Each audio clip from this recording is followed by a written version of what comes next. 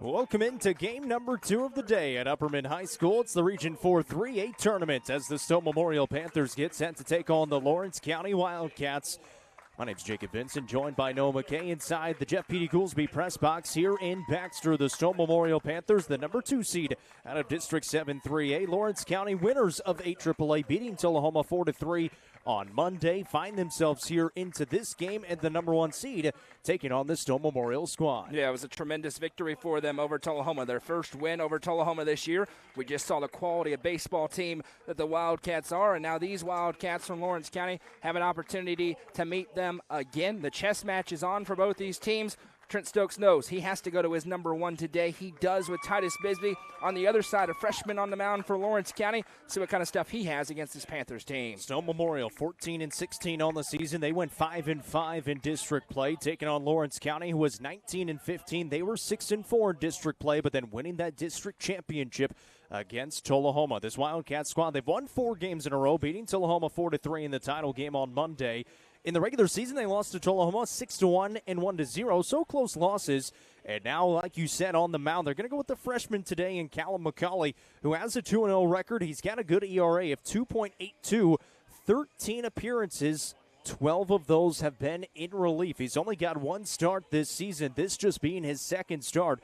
27 and a third innings pitched so far. He's been their favorite reliever, and now going on the mound, 21 strikeouts, 10 walks in those 27 and a third, 15 runs, only 11 earned on 26 hits. In his lone start this season, it was against Summertown. 5 innings, 6 hits, 6 runs, 5 were earned, 2 walks and 2 Ks. They won the game 16-6.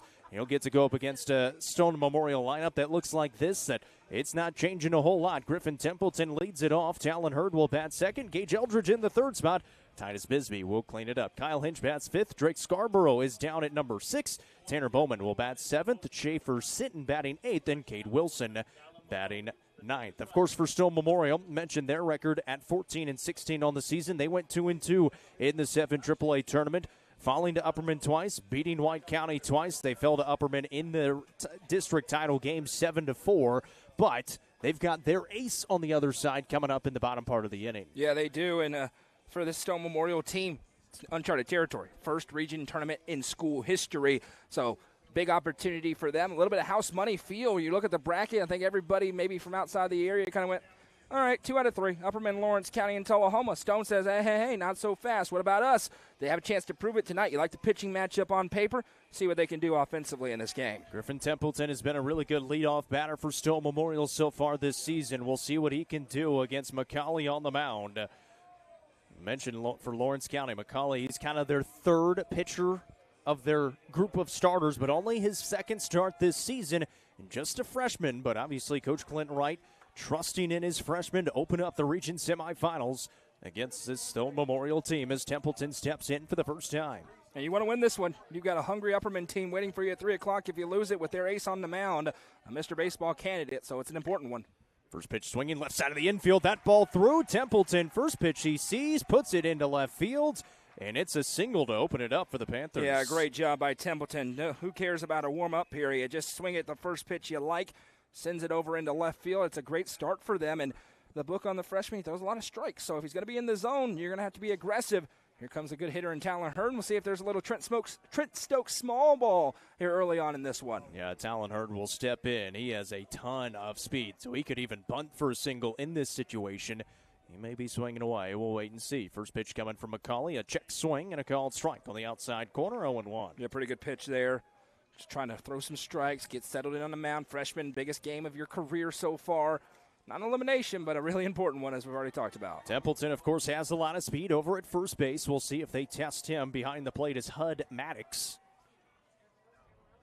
McCauley brings home the 0-1. That one misses downstairs. 1 ball and 1 strike. In the field for Lawrence County today. At third base is Cole Schultz. At shortstop, Jack Emerson. Second baseman is Jake Moore. The first baseman is Brooks Durham. In the outfield from left to right, Justin Kimbrell is in left. Center fielder is Alex Bedford, and right fielder is Brian Rose. We're going to talk a lot about Alex Bedford in the next couple of days. That is one of the premier players in this state. Going to go play for Tony V at the next level. Beg your pardon, that's Bracken Rose out in right. And yeah, Bedford, I wouldn't be surprised if Coach Stokes just decides to give him first base at times today, if not every time. 2-1 here to Hurd at the plate. This one swung on. Left side of the infield. Shortstop picks it up. Quick throw to first, and a great pick over at first for the first out of the inning. A tremendous pick by Brooks Durham. Pretty good play as well by Jack Emerson at shortstop. Yeah, it was a really nice play both ways there, as you mentioned, because you're thinking two off the bat, but it's such a slow roller. You have one throw to make to first. A little glance to second. Got to make a good throw and beat the very speedy Hurd, but for the Panthers, that kind of works as the swinging bunt. You move her over 90 feet. You got a really nice hitter, a good hitter at the plate in Gage Eldridge. See if he can give you a lead here. And now you've got Hud Maddox going out to talk to his freshman pitcher on the mound. Probably want to work on those signs, especially with a runner on second base. You don't want him picking up anything with Gage Eldridge at the plate, who's got a good amount of power. You got the speedy runner in Templeton at second base, who led the game off with a single on the first pitch. McCauley able to settle in, get the ground out for out number one. Here's the first pitch into Eldridge. This one swung on right back up the middle. Bedford's got an eye on it. He's not going to get there. And they're going to hold the runner up at third in Templeton. It's a single for Eldridge, and now runners on the corners for the Panthers. And again, first pitch swinging, this time for Eldridge, and able to put a nice swing on it, sends it into center. And got to be careful. A lot of range there for Bedford in center. Templeton was booking it off on contact, but ends up working out. Now the Panthers with a huge opportunity to strike first. And it's the cleanup batter, Titus Bisbee, who had a great district tournament, obviously on the mound, but at the plate as well. He'll be on the mound coming up in the bottom part of the inning. The race on the other side. If you're Stone, you can get an early lead here. Put a little down. This is not a game where you're just this huge underdog. And Lawrence County 19-15, they got the huge win, but it's pretty comparable. You feel like you got a chance. And not one of their top two starters on the mound. Runner goes from first, throw down to third. So they give the stolen base. They were trying to throw behind Templeton. He dives back in safely. It was a ball, so it's 1-0 and a stolen bag for Gage Eldridge. And I'll tell you, that is great base running over there at third because the squeeze was on, and Templeton realizes that's a ball and immediately slams the brakes. Good job by Eldridge to get to second. And now a base hit into the outfield, likely scores two. So Bisbee can go anywhere with it now on 1-0. McCauley brings it home, swings at it, and sends it out of play for strike one. This is mentioned the Stowe Memorial team in district tournament action beat White County 5-1 in that first game, and then it was a battle in the second one to keep their season alive and get into the district championship game. Able to walk it off thanks to Drake Scarborough's heroics. 1-1. That one, a called strike on the inside corner as Bisbee was turning away. If that's a strike tonight, it's going to be a pitcher sort of a night because you can't hit that. So McCauley trying to get a big second out. 1-2. And fouled off again. A nice foul off there by Bisbee because that was a pretty good spot on the outside part of the plate. Lawrence County, they've got 86 miles all around their facilities. They've got them on their warm-up jerseys as well. The 1-2. Popped up, shallow towards second base. Camped out underneath it, able to make the catch for out number two is the second baseman, Jake Moore. And still runners at second and third for Stowe Memorial. But as I was saying, 86 miles, that's the distance between their facility in Lawrenceville and the facility at MTSU, trying to get back to the state tournament for the first time since 1977. I'll call my Indiana friend, Lawrenceburg, down there. There you go. There we go. I got you, I've actually Wildcats. been there. I've got you, Been Wildcats. there multiple times. I mean, you take a guess on a Berg or a Ville, you'll be Yeah. right in this state. This one hit right side of the infield. That ball is through as Kyle Hinch will drive home the first run. Eldridge running hard. They're going to test the arm. Eldridge safe by a mile. It's a two-run single for Kyle Hinch. And a great job by young Kyle Hinch to put that in right. Another first pitch swing for Stone. Send it out into right. You get the second out, you feel like, oh no, they're going to strand two. Nope, the Panthers strike and have two on the board. How about Kyle Hinch over the outside part of the plate, takes it that way, and now the hero of their season, really, and Drake Scarborough will step in. Does feel like a little bit of disrespect to Stone from Lawrence County throwing the freshman who's only started a couple of games this year. It's a different situation. This one hit hard, left side of the infield. Shortstop there, flipped to second for the easy out, but two runs across for Stowe Memorial. and they lead 2-0 here in the region semifinal. You're watching the Region 4 3A tournament presented by Gentry's Power Equipment on the Watson Chevy UCR Media Network.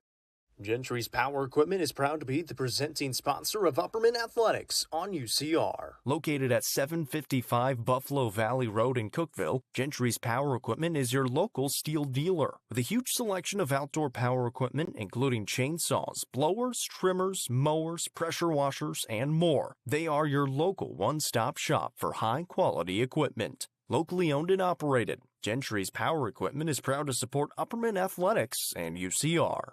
Discover this stylish and modern 3-bedroom, 2-bathroom home with an open split bedroom floor plan designed for comfort and convenience. With 3,318 square feet under one roof, plus a bonus room over the garage and 1,400 square foot basement. Located in the Brookstone subdivision, this home is just minutes from Cookeville. The builder is also offering up to 3% in closing cost assistance. Call Sonia Brown with American Way Real Estate at 931-979-7145. Titus Bisbee on the mound for Stone Memorial in the bottom of the first against Lawrence County, and he's already got a 2-run cushion. Bisbee, he was really, really solid in the district tournament here in Baxter just earlier this week and last week. Yeah, it's a great set of games for Bisbee. I mean, you mentioned the heroics of Scarborough, but without Titus Bisbee, Stone Memorial's not into this region tournament, and they have him on the mound in game number 1. The only team in the tournament that has thrown their number 1 in this first game, with Stone realizing, hey, we want to have 2 chances tomorrow to advance on in the region tournament. Great start for them with a 2-0 lead. Then go a quick inning in the top half against this top half of the order, which is very top-heavy for Lawrence County. It'd be great for Coach Trent Stokes. So Price will lead it off. I beg your pardon, Rose will lead it off, if I can read my own handwriting. That's tough to do. I can attest. As the lefty steps in against the lefty on the mound and misses outside. Rose leads it off. Jake Moore will bat second. Alex Bedford batting third with Brooks Durham in the cleanup spot. Jack Emerson bats fifth. Hud Maddox in the sixth spot. Logan Clayton will bat seventh as that one is swung on and fouled off out of play. Cole Schultz is the eighth batter and Justin Kimbrell batting ninth. Lawrence County Wildcats mentioned 19-15 on the year, 6-4 in AAA district play. And winning the district tournament title. That one's down low from Bisbee, and it's 2 balls and a strike here to Rose, the leadoff batter. And for Bisbee, the name of the game, he's got to throw strikes, be in the zone. He typically is. Doesn't mix up the pitches a whole lot. Going to be a lot of fastballs. Comes to 2-1. That one down Broadway, slow roller. Going to be a tough play. Hurd picks it up in foul territory, and it'll just be strike 2, and that is fortunate for the Panthers. Yeah, I was about to say it's a good thing for them because that was going to be a swinging bunt single for Lawrence County, but already a little bit more patient for the Wildcats than we saw the Panthers be. It worked for Stone. It can backfire if you stay that way, but see if they're pressing a little bit or if they just settle down and try to get into a 7-inning ball game. Rose steps in with a 2-2 count. Bisbee brings it home. This one left side of the infield. That ball through. That's a great piece of hitting right there by the leadoff batter of the Wildcats. It's a single aboard. And a base runner on for Jake Moore. Yeah, I mentioned this is a Lawrence County lineup, very top-heavy. About 1 through 5, do a ton of damage beneath that. Not so much. So you know what's looming on deck with Alex Bedford. You need to find a way to hunker down here and get it out if you're Bisbee and these Panthers. Jake Moore, just a freshman, .389 average, 7 doubles. He's driven in 28 runs and scored 23. It's a very even lineup in terms of they've got a lot of seniors and a lot of freshmen and sophomore in this lineup for Lawrence County. Bisbee working out of the stretch for the first time. That one misses upstairs for ball 1. Bisbee doesn't seem super comfortable right now to me. We've seen a lot of him here recently. There's 6 pitches. Locked in that first White County game. Almost perfect. Only allowed a couple of base runners through 5 innings. Check behind the runner, and that is a great save by Kyle Hinch because that was bound for right field. Yeah, that was tremendous. That stops a run from getting to third probably. I mean, he had to show off the vertical. It's the biggest game in every Stone Memorial Panthers baseball career. None of them have played in a region tournament. So see if they can settle in here defensively. 2-0. That one's a good one across from Bisbee. 2-1. And yeah, you said it. First trip to the region tournament in that win against White County. That's why it was so big. They did it in walk-off fashion, beat them 4-3, but also punched their first ticket here to the region tournament. Jake Moore at the plate, Bisbee on the mound. The 2-1 coming. That one's inside. Great block up by Hurd to keep it in front, but it goes to 3-1, and that is not who you want to see in the on-deck circle and 2 runners on base. Well, we already talked. You don't want to pitch to Alex Bedford at all. If you go to 2 on with nobody out, you can walk him to load the bases, but it's tough. I mean, you got maybe the best hitter in the state in any class waiting on deck. 3-1. Popped up. It's big. Hurd trying to find it in foul territory behind the plate. He's got it for out number 1. That is huge. Gigantic. I mean, a great job by Hurd. That's not an easy play to make, to find after throwing the mask off and walk him. It is going to be Alex Bedford, and the reason we say walk him, he's batting .545 with 10 home runs and 47 runs batted in. He has 27 total extra base hits this season and an on-base percentage of .643. Leads the team in walks with 29. He has only struck out 10 times this season. This is a mistake. And that is right down Broadway for strike 1. I highly advise not throwing that pitch again if you're Titus Bisbee. I'm throwing breaking ball, breaking ball, breaking ball. And miss in the dirt. Yep. Don't do it. Bisbee looks to first. He will check there. Back in safely, Rose. And now listen, when you have the 2-0 lead, what's the worst that happens? Oh, it's 2-2, and we're restarting essentially. You'd rather not do that, but you get it. This may be a spot you throw to him.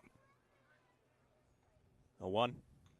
That is a great pitch, and it misses for ball 1. And if you're Bisbee, you're saying, hey, I know that may have been 2 inches outside, but you need to give me that call right now in this moment. It started to move back with the little 2-seam action from the lefty, but not enough. The 1-1. Breaking ball, fouled off, 1-2. That is an SEC swing, ladies and gentlemen. He is indeed going to Tennessee. And not Tennessee 10 years ago. He's going to Tennessee right now, which means you got to be really, really good. Center fielder on the other side, tons of speed. Bisbee 1-2. Goes with the breaking ball. Hurd keeps it in front. Throw down to second base. Not going to be in time as Rose slides in safely. Great jump by Rose. He read it perfectly. Yeah, and he had to because he took off. And Talon Hurd is a really good catcher behind the dish. It was a nice throw, but he was moving as soon as that ball hit the dirt, recognizing, and I'm sure they've gone through this a bunch of times, Bedford isn't going to get a great pitch down the middle more times than not. 2-2. And a runner in scoring position now with 1 gone. Bisbee looks back. He comes home. Breaking ball again, blocked up. Hurd's got it. Got a little bit of help from the home plate umpire as well, and keeps the runner at second base, and the count runs full. Well, and now that the base is empty, I'm a little surprised Trent Stokes hasn't just walked him. Hadn't just said send him on down. He got 2 strikes on him. I know. I'm well aware. Read those stats off again. 3-2. Here's the payoff. And fouled off again. I've never seen a foul ball go that far in this ballpark. I parked over there, actually, so. That was the softball parking lot. Yeah, that's where I'm parked.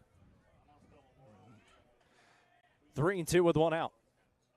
Bisbee delivers home. Breaking ball misses just upstairs, and Alex Bedford draws his 30th walk of the season. Runners on first and second. And you're fine. You got 1 out on the pop-up, and now you settle down if you're Titus Bisbee and find a way to throw strikes and get a couple of outs, knowing that the tying run is on the base paths, but we got a ton of baseball still to go tonight. Now you face Brooks Durham, a sophomore, batting .306. He does have a home run, 5 doubles. He is second on the team with 30 runs driven in this season. So a pretty good bat at the plate still for Lawrence County, but you said it. It is very top-heavy in this top 4 in the lineup. 1 gone in the inning, and runners on first and second. Rushing in behind second is Templeton. Stepping off will be Bisbee. Mentioned in the field, Templeton there at short. Behind the plate, Talon Hurd, we've said already.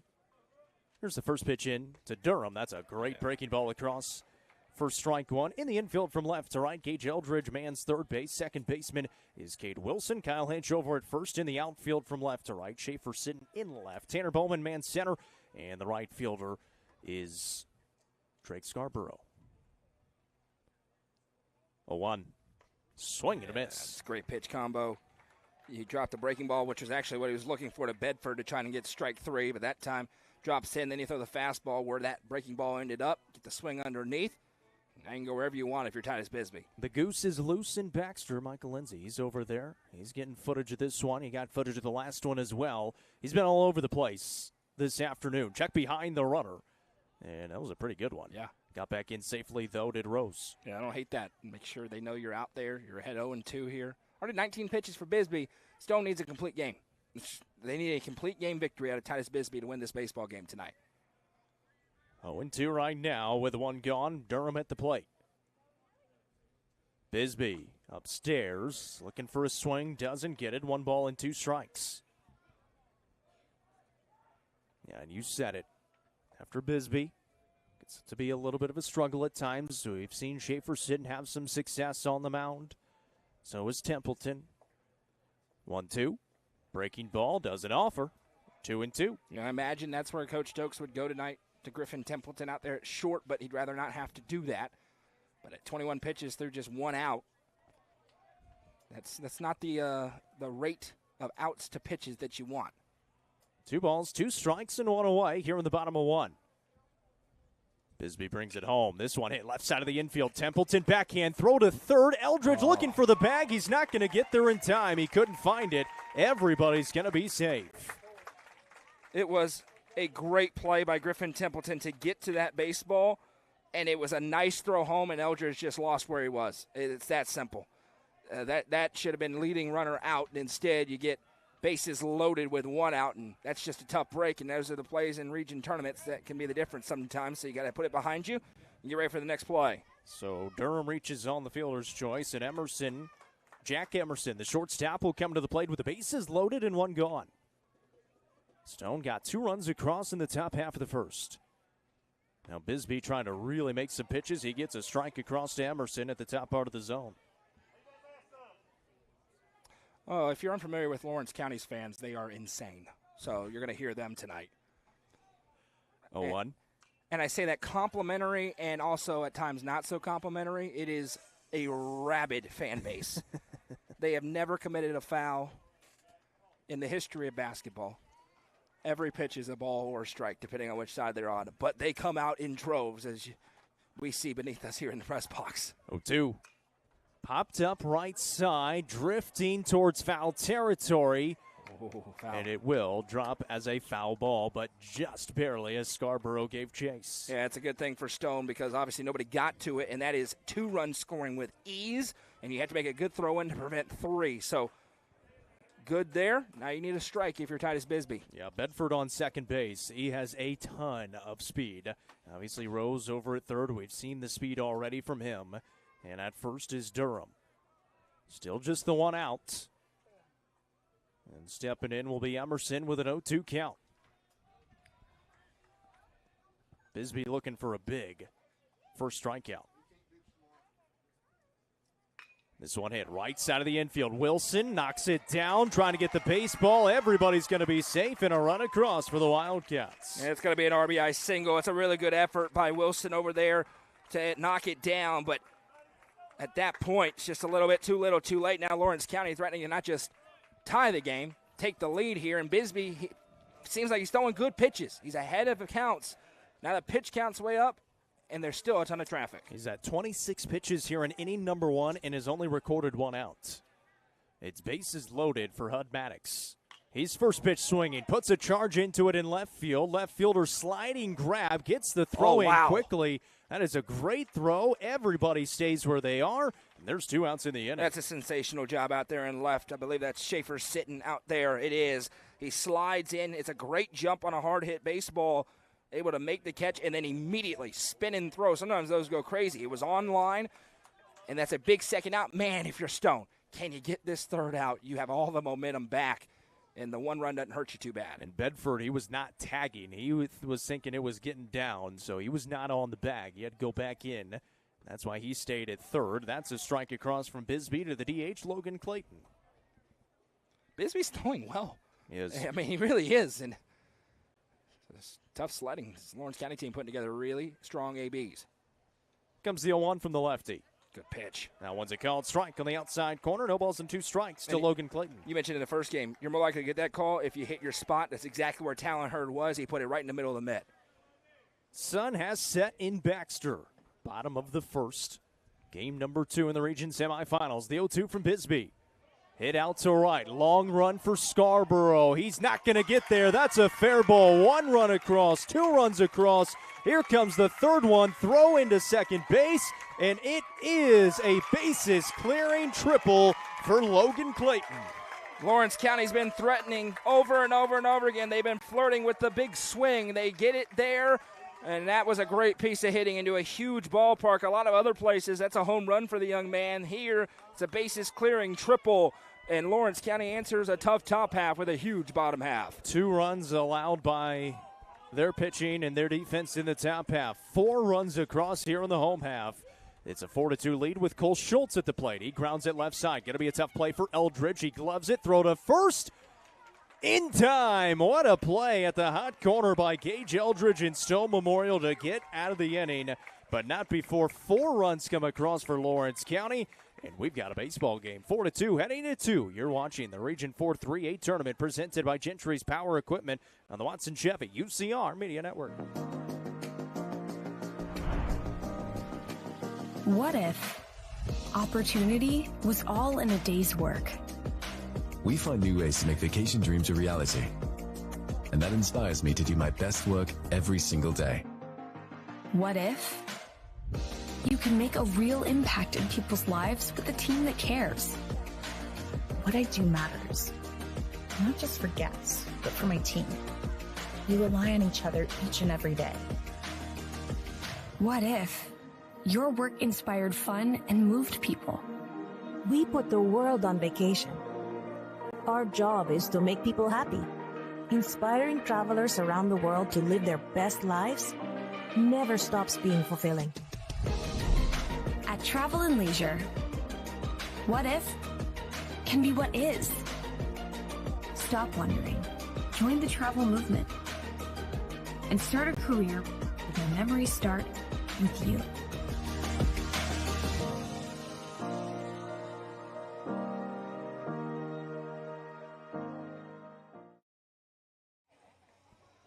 It's a 4-2 lead for Lawrence County after 1. They have responded in the bottom half of the inning. 4 runs across thanks to the bases clearing triple by Logan Clayton. He gets stranded thanks to a great play by Gage Eldridge at third. And now coming up in the top of 2 for Stone Memorial, 7, 8, 9, Tanner Bowman, Schaefer Sitton, and Cade Wilson. And Stone trying to answer as an ambush for him in the top half. They were able to kind of aggressively get out in front of the pitcher, the freshman pitcher out there, and a lot of first pitch swings. It worked for 2, and then we saw the other end. Lawrence County working deep into counts, running that pitch count up, and then a couple of big swings for him to get the 4 across. Still a lot of baseball to be played, but looks like for Stone to win, maybe that kind of game that ends up being a shootout. Callum McCauley, he was actually dealing with a deficit in his first start against Summertown earlier this season. But then his team gave him 9 runs in the bottom part of the inning to put him back up for good. They won the game in 6, 16-6. Tanner Bowman leads it off. And the first pitch is upstairs from McCauley, 1-0. It'll be interesting to see if Stone tries to work some counts here. I don't know how accurate he's been because everything's been in the zone. Stone's been sending into the field of play. I want to check swing. And if nothing else, if you're Coach Stokes, you need 7, 8, 9 to show something. You need to see what this guy's throwing so you can better adjust to it. Freshman brings home the 1-1. That one fouled off, 1-2. And it's been an impressive season for McCauley. Mentioned the 2.82 ERA, 13 appearances, 27 and a third innings coming into the game with a 2-0 record. He has been really solid. Numbers-wise, he's got the best numbers on the pitching staff. 1-2. Called strike 3 on the inside corner. Gets the call and the first strikeout of the day for Callum McCauley. He did, in fact, get the call. I'm not sure exactly what Bowman's supposed to do with that pitch, but it's called strike 3. He mentioned it. A couple of pitches early on in this game that were called a strike, and that could be to the pitcher's benefit. It was there to McCauley. Gets the first down, and Schaefer Sitton is now at the plate. He checks on the first one, but that's across for strike 1. We had a very tight zone for the most part in game 1 today. This one seems to be the other way. Sitton made a nice play in left field to limit the damage before the triple. There's a big swing by him, and swings underneath it. Yeah, that's the let's Get back within one swing right there by Sitton. No balls, 2 strikes. McCauley brings it home. Check swing. And he did go. Well, Sitton knew he went. He was already walking back to the dugout, and then the first base umpire says he did go around. Well, that's one time where Trent Stokes going to say to Schaefer Sitton, pretend you didn't, because home plate umpire didn't say he went, and a lot of times field umpire is not going to ring up somebody the home plate umpire does, and especially at this level, so he gave it away. And once you start walking down, well, yeah, I'm going to ring you up if I'm the field umpire. Cade Wilson is way up in the box. He sends that one up and out of play.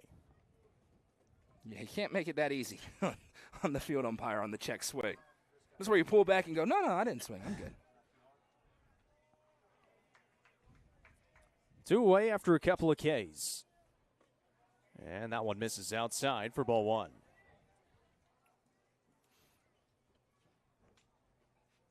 Game number 1 today went to Tullahoma 2-1 over Upperman. Tullahoma into the region championship tomorrow at noon. The winner of this game will play the Wildcats. The loser of this game will meet the Bees at that 3 o'clock game. The winner of that would move on to the 6 o'clock game to play the loser of the region title. That one is right there for strike 2. So it is the double elimination bracket with 4 teams. 1-2. Ground ball right side. First baseman there to race to the bag, and able to beat Wilson to the bag is the first baseman, Brooks Durham, for the final out of the inning. It is 1-2-3 for Lawrence County. They've got a 2-run advantage coming back to the plate in the bottom of 2. You're watching the Region 4 3A tournament presented by Gentry's Power Equipment on the Watson Chevy UCR Media Network. Looking for weekend lunch and dinner plans? Since 1971, Nick's Restaurant has been locally owned and operated. From mouth-watering prime rib to delectable ice cream pie, Nick's has it all. Their cozy atmosphere and great service will make you feel right at home. Plus, their banquet space is perfect for any event. Visit them at 895 South Jefferson Avenue or online at nickscookville.com. Nick's Restaurant is a proud sponsor of this broadcast on the UCR Media Network. Proudly introducing Upper Cumberland Generators for all your home power solutions. Locally owned and operated, Upper Cumberland Generators are here to make sure you have peace of mind no matter the situation. With new and reliable generators. Call 931-265-1702 for more information or to order yours today. Upper Cumberland Generators is proud to support this broadcast on the UCR Media Network. It's a 4-2 advantage for Lawrence County. They're back to the plate here in the bottom of 2. 9-1-2. Justin Kimbrell. Then back to the top. We're going to have to figure out how to say this young man's first name. B-R-A-C-Y-N. Bryson. Bryson? Brayson. Brayson. Brayson. Okay. Brayson. Brayson Rose. We got some help. And then Jake Moore. Now, I will say, on behalf of commentators everywhere, especially in high school sports, if you name your child something that is weird or different, don't yell at us when we mispronounce your kid's name. Correct. It's not Brayson's fault. It's not our fault either. It's a cool name. We can't say it properly. Unfortunately, there's rare cases where we get a pronunciation guide. We get some where it's hieroglyphics going on in the middle of the name. That's not one of them, but Justin Kimbrell leads it off. That's easy to pronounce. That football state championship game we did, well, there were some. I mean, it was a swing and a miss. I didn't know you could put 5 consonants together in one name.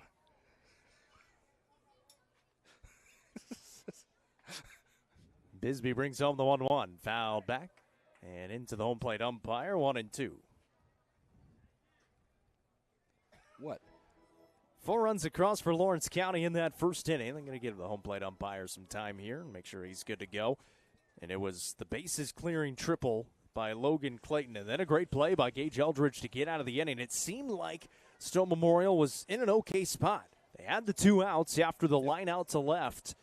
And then the ball ripped down the right field line and into that corner. And this is where you need Titus Bisbee to step up in a major way and put on the cape a little bit. Hard hit, Templeton at short. Gloves well, throw is there for out number 1. Yeah, nicely done by Griffin Templeton. You got a quick runner speeding down the line, but you don't panic. Make a nice, accurate throw. So it's back to the top now for Brayson Rose. He is the right fielder. We've seen he's got a ton of speed. He came around to score their first run on the RBI single by Jack Emerson. How about this weather tonight? Unbelievable. Perfect. This one, right side of the infield. Wilson, gloves, throw, out number 2. Yeah, great start here for Stone. I mean, listen, you've shown an ability to hit. You don't have the number 1 on the other side going. You're down by 2 runs. Let's play baseball. You know, this is an important inning here to try to settle down, and you want to see Alex Bedford leading off the third, not here in the second. Yeah, and if he is leading off in the third, yep, give him first base. 100%. Jake Moore steps in. He fouled out to Talon Hurd behind the plate first time up. I promise I've been changing the scoreboard. First mistake I made with this new setup. Darn. 1-0. Called strike on the inside corner, 1-1. My friends from Lawrenceburg did not agree with that one. It was a strike on a breaking ball in the top half, though. 1-1. That's a called strike. Hurd, I think he got mixed up a little bit. He was expecting fastball, gets the breaking ball, and it's 1-2. Well, the movement on that for Bisbee. The curveball starts middle of the zone and ends up bouncing right into the front of the mitt for Talon Hurd and gets the strike call. I mean, a great pitch. 2 away. Bisbee with a 1-2. Breaking ball. Misses outside. 2 balls and 2 strikes. Trying to get a clean inning and see if the bats can't get going again. Deuce is wild. 2-2 with 2 away. Bisbee delivers in the air to left. Sitting underneath. And that's a quick 3-up, 3-down inning for Stone Memorial. Good job by Titus Bisbee and the Panthers. They're back to the plate in the top of 3. You're watching the Region 4 3A tournament presented by Gentry's Power Equipment on the Watson Chevy UCR Media Network. Turfmasters Landscape Management has been serving the Upper Cumberland since 1996. They offer a variety of services, including lawn maintenance, landscape design and installation, landscape lighting, irrigation systems, and more. For more information, contact Matt Wilson at 931-261-1587 today. Turfmasters Landscape Management is a proud sponsor of this broadcast on the UCR Media Network. The Real Estate Collective Auction Group offers expertise in a variety of services, including real estate, personal property, equipment, and nonprofit benefit auctions. Call 931-559-9500 for more information or see their upcoming auctions at letsgorico.com. The Real Estate Collective Auction Group is proud to support student athletes in our area and this broadcast on the UCR Media Network. Back to the plate comes Stone Memorial. A clean inning in the bottom half of the second. 1, 2, and 3 for Titus Bisbee. For Stone Memorial coming up here in the third. It is back to the top. 1, 2, 3. Griffin Templeton, Talon Hurd, and Gage Eldridge. And they had some success in that first inning. Couple of singles, couple of runs across from those top 3. Do the same thing you did in the last time you were up, and you're going to tie the game here in this inning. And this is the thing for Stone, right? And it's kind of what we said when they played Upperman this year. 7-inning fight. Get into the 7th inning. Extend the ball game. Scrape runner across when you have an opportunity. You're in it. You're not overpowered by the arm on the other side. Really, there's one trump card in this game, and he's the young man standing out in center field right now, and Alex Bedford. Everything else, you can compete. So settle in and see if you can have more success. It's another baseball sunset here in Baxter as it finally begins to fall over the horizon, getting going here on the top of 3. Hey, and you know one of the best parts about Baxter? You come out to a game, that Swarm concession stand. Tremendous. Unbelievable. Unbelievable. They have taken care of us all season long and have been great. First pitch swinging. Templeton sends a charge into it out to left, but just stays in. It drops out of the glove, though. Templeton strolls into second. That ball hit really well off the bat. Left fielder took a wild angle to it, pops out of the glove, and Templeton into second safely with a double. And that's going to be the first time in a long time that the wind is blowing into the park here in Baxter. Templeton got all of that. Any other park for any of these teams, that's a home run. Not here tonight, but it does pop out of the glove. That's when they're going to want to have back in left field. And again, Templeton, first pitch. He's seen 2 pitches, has a single and a double. And we could actually feel that breeze come here into the press box for one of the first times it is blowing in. Like you said, I think the first time all season it has blown in here in Baxter. Maybe game 1 and now today. So stepping in now is Talon Hurd with a runner at second base in the form of Templeton. He shows bunt, pops it up for a foul ball, strike one. And if you're unfamiliar with Stone Memorial Baseball, you're going to see some small ball, as you just do there with Talon Hurd trying to drop a bunt down. They're doing a little less of it this year, but still all the time. Coach Stokes enjoys his small ball, and rightfully so when you've got Talon Hurd at the plate and a runner at second base. If you can put it down that third base line, he's reaching base. He puts it down right back up the middle. Hurd trying to turn on the Jets. The throw to first is low. It gets past the first baseman. A run comes home. Hurd's looking for two. Now he's looking at three. They still don't have Just now getting to the baseball at the warning track as Hurd slides in safely. He reaches third base. And now we've got time called. Did it go out of play? No, they called him out. Who'd they call out? What? They called Talon Hurd out for running inside the baseline down to first base on the bunt attempt. Well, now the question is that run count. And if I'm Lawrence County, I want to come out and ask that question. Because he comes across on the error. I think that runner's going to have to go back where he was. Because he's at second. He's not scoring without the error. And so now I think that's the conversation. And here's the bad part for Stone Memorial. Well, now Hurd is running out to second.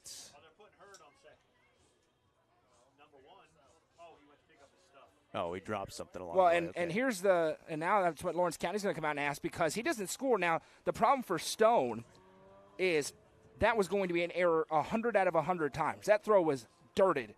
No chance at getting him. But if I'm Lawrence County, I'm saying, okay, if he's out, why does that run count? And Coach Stokes is having a long conversation with both field umpires. And obviously not He's happy. got to be careful. And I don't think he's actually that mad. It seems affable. He just wants to know the ruling. So Talon Hurd out for running inside the base path. That's towards the pitcher's mound on the left side of the base path. That's gigantic because that was an error. And now they're going to send him back to second. And the run does not count. That is huge for Lawrence County. So we're going to take it off the board, I believe. Yeah. Wow. And Coach Stokes is back out onto the field again. And now they're probably just making sure that, Templeton's coming back out. So Templeton came around to score on the throwing error that is now waved off because of running inside the base path. So take the Talon run Hurd off the board. It's 4-2. Yep. And, again, that's a brutal beat for Stone Memorial. And now Coach Wright is trying to make sure he's got it all figured out.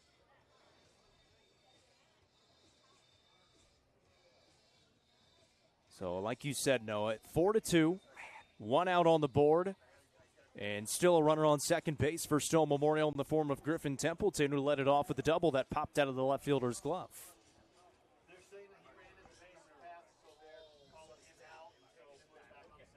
So it's going to be 4-2 instead of 4-3 with a runner at third, and it's one out. I mean, that's a huge, huge, huge change in the ball game. And I'm not saying it's a bad call. It's just a brutal beat because it was going to be an error either way. That ball was in the dirt going in the right field no matter what. And it's tough because you're up in that box already trying to bunt. You just got to get over on that line. Eldridge swings first pitch, pops off the glove of McCauley. He flips to first. They get the out there for out number 2. It does move Templeton up 90 feet to third base, though. Well, we've seen both Templeton and Eldridge. First pitch, they're swinging at it. And now for Stone, you got to figure out a way to salvage this by getting that one run across. It's a 4-2 lead for Lawrence County. First pitch swinging, Bisbee puts it right side, and that is through, and they do get the run across. Bisbee, the RBI single, and everything works out for the Stone Memorial Panthers. It kind of does because instead of that would have tied the game, Right. and instead it makes it 4-3, but you do get that bad taste out of your mouth and make it 4-3. So, again, plenty of baseball to be played. Stone's playing well, especially top half of the order. They've been able to hit. And let's see if they can continue on with their two-out magic. Kyle Hinch drove in the 2 runs back in the first. He comes to the plate for the second time. He has hit a home run in this ballpark this year. That wind seems like it's died down a little bit here, of course. Now it has. Yeah, Templeton would have had one if it wasn't blowing. I mean, that ball was hammered off the bat by Griffin Templeton. But he does come around to score. That one was across for a ball, 1-0. And this park always plays huge. We talk about it. That hurt Stone in that one moment. And the temperature has dropped as well. As that sun goes down, it dips into the 60s. That one's low and inside. 2 balls and no strikes now to Kyle Hinch. So Callum McCauley has been fairly solid on the mound, but against the top half of the lineup for Stone, he has struggled. Bottom third, he went 1-2-3 with a couple of Ks. 2-0. Right side of the infield again. Second baseman there. Throw to first in time. Stone Memorial gets a run back. 4-3 with Lawrence County coming back to the plate in the bottom of 3. This is the Region 4 3A tournament presented by Gentry's Power Equipment on the Watson Chevy UCR Media Network. Livingston Regional Hospital is Livingston's hometown hospital. Located at 315 Oak Street, Livingston Regional Hospital provides compassionate, quality care for all patients from local people you can trust, so you can count on them to treat you like family. Their excellent staff offers years of experience and training to meet the needs of all patients. They understand the importance of providing care in a professional and comforting manner.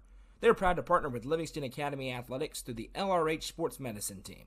Livingston Regional Hospital is a proud sponsor of this broadcast on the UCR Media Network. Tee Up is the Upper Cumberland's brand new indoor golfing experience. With 3 state-of-the-art simulators, you can work on some of the world's best courses, all in the comfort of their climate-controlled facility. You want to know how you can improve? See everything from club speed to spin rate in seconds. Conveniently located at 141 4th Street in Baxter. Stop in. Visit them online at teeupgolfclub.com or call them at 931-559-GOLF to reserve your simulator today. Tee Up is proud to support this broadcast on the UCR Media Network. So Stone Memorial gets a run back. It's 4-3. They did ultimately get the run back. It was Titus Bisbee. He drove it in. He's back out on the mound, and he gets to face Alex Bedford to lead it off. 3, 4, and 5 for Lawrence County. Alex Bedford, Brooks Durham, and Jack Emerson due up here in the bottom of the third. As a part of the lineup that did a lot of damage back in that first inning. 4-2 at that time. Now 4-3, and Stone doing the job. Right, we're into the bottom of the third. Still very much a baseball game. Feels like the deeper they can pull Lawrence County into deep water and see if they float, the better chance Stone has in this baseball game tonight. Now, we are both under the understanding of you walk Alex Bedford Correct. here. We'll see if Coach Stokes thinks the same way. Threw to him last time, ran to a full count, had a pretty good pitch to walk him, but, man, he's already seen you once. It's not the most overpowering velocity on the mound for Bisbee. I don't think I would pitch to him again. And they're going to lead it off here in the bottom of 3. First pitch is upstairs. And again, it wouldn't be the worst idea in the world to have the unintentional intentional walk. Yeah, but at that point with the pitch count, you just walk him. That breaking ball misses up. And it has been a tight zone with Bedford at the plate specifically. That's a borderline one. And he's had a couple of big swings. They've gone foul. 2-0. Popped up. Hurd trying to find it. Back at the net. And it pops out of the glove. He was getting really close to the backstop. Wasn't quite sure how much room he had. Was looking down at the last second, threw the glove up, and it hits it and pops out. Oh, and this is one of the only ballparks in high school baseball where that has a chance to stay in. It just keeps going. And Bedford, he's starting to time it up a little bit. That wasn't barrel, but it was at the right time. Straight back. Be careful. 2-1. Bisbee out of the windup. Brings it home. Fastball high in the air, out to right as Bedford puts a charge into it. Bowman out there, and he's got it for out number 1. That was, I believe that ball just hit the International Space Station. That ball was way up in the air, and everybody in the ballpark thought the same thing. The ball's gone, but it wasn't. A good job by Titus Bisbee, and that should give him some momentum. Bedford just misses one. It's a fly out to center. Bowman under it the whole way. Brooks Durham will step in for the second time. He reached on a fielder's choice, came around to score back in the first. Literally everybody in the park thought that ball was gone, besides probably Alex Bedford off the bat. That one missed for ball 1 from Bisbee. Similar to Justin Fallon in this respect, it just explodes off the bat. Even the flyouts just pop off the bat. That one fouled back, and it's 1-1. And again, we mentioned in the first, and I think it's still true, Titus Bisbee is throwing better than the 4 runs against him would indicate. He is giving his team a chance and recording outs here now. 47 pitches. You'd love a fairly quick inning here. 1-1 here to Durham. Bisbee brings it home. Ball 2. Somewhere. You know, I will just say this. The best zone in the Upper Cumberland standing at third base. And has not been behind the plate tonight. That one's a strike, according to the home plate umpire, and it's 2-2. For my money, the best zone in the Upper Cumberland, standing at third base. And you said it. Bisbee has really settled in. He is retired now, 5 in a row, looking for 6. The 2-2. Good block up by Hurd. Runs full. Yeah, he loved to work clean again. You're able to get that in the last frame. You're in the heart of the order here. A walk doesn't kill you, certainly, but, man, you can go 6 up, 6 down against some of the biggest bats. That'd be awesome. Try to save your pitch count a little bit as well. Up to 50 right now through 2 1/3. Payoff. Hit hard. That one is headed for left center, and it is down. Bowman just now to it, reels it in. It's going to limit it to a single, but a very hard-hit single by Brooks Durham. Yeah, I thought you may be heading for a walk. Instead, you're heading for the base hit, and that was timed up really well. Barreled up into center. Nice job of one-out hitting for Lawrence County, who's looking to add on, get that run back at least that they surrendered in the top half. You know, Jack Emerson drove in a run his last time up. He singled and came around to score on the bases clearing triple as well by Logan Clayton. And Goose said he went back and looked and absolutely ran in the baseline in that last half inning that led to the run being taken off the board. That one misses upstairs. It's ball 1 to Emerson. Runner on first is Durham with 1 out here in the bottom of 3. Game number 2 tonight of the region semifinals. Tullahoma winning game 1, 2-1 against the Upperman Bees. Comes the 1-0 from Bisbee. Good pitch. Called strike on the inside corner. He can go right there because he's got that two-seam action. Comes back across the plate. And Emerson's crowned the plate and gets a groan from the Lawrence County fans. That's a strike. Right on the inside corner. Really nicely done. 1 ball, 1 strike, 1 out. Runner on first. Showing bunt. Eldridge chases in, swinging away. This one is high in the air out to left. Sitting has an eye on it, and he's got it for out number 2. Yeah, a little trickery for Lawrence County there, trying to slap it back right towards where that third baseman crashes in from. But a nice job by Sitton, and a good bounce back for Bisbee after giving up the base hit. Well, we have seen it's not a very heavy wind, but just enough blowing in where you really have to put a charge into it to send it out of here tonight. Hud Maddox will step in with a runner on first and 2 away. I've seen 1 home run in postseason play in this ballpark and with a bunch of games. Isaiah Shelton from Cumberland County against the Bees in their first game of the tournament. That one's across for strike 1 to Maddox. 55 pitches right now for Bisbee, looking to strand a runner at first here in the 3rd. He's got 2 away on a couple of flyouts.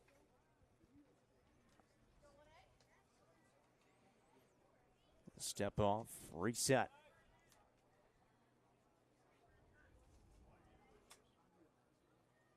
Bisbee delivers.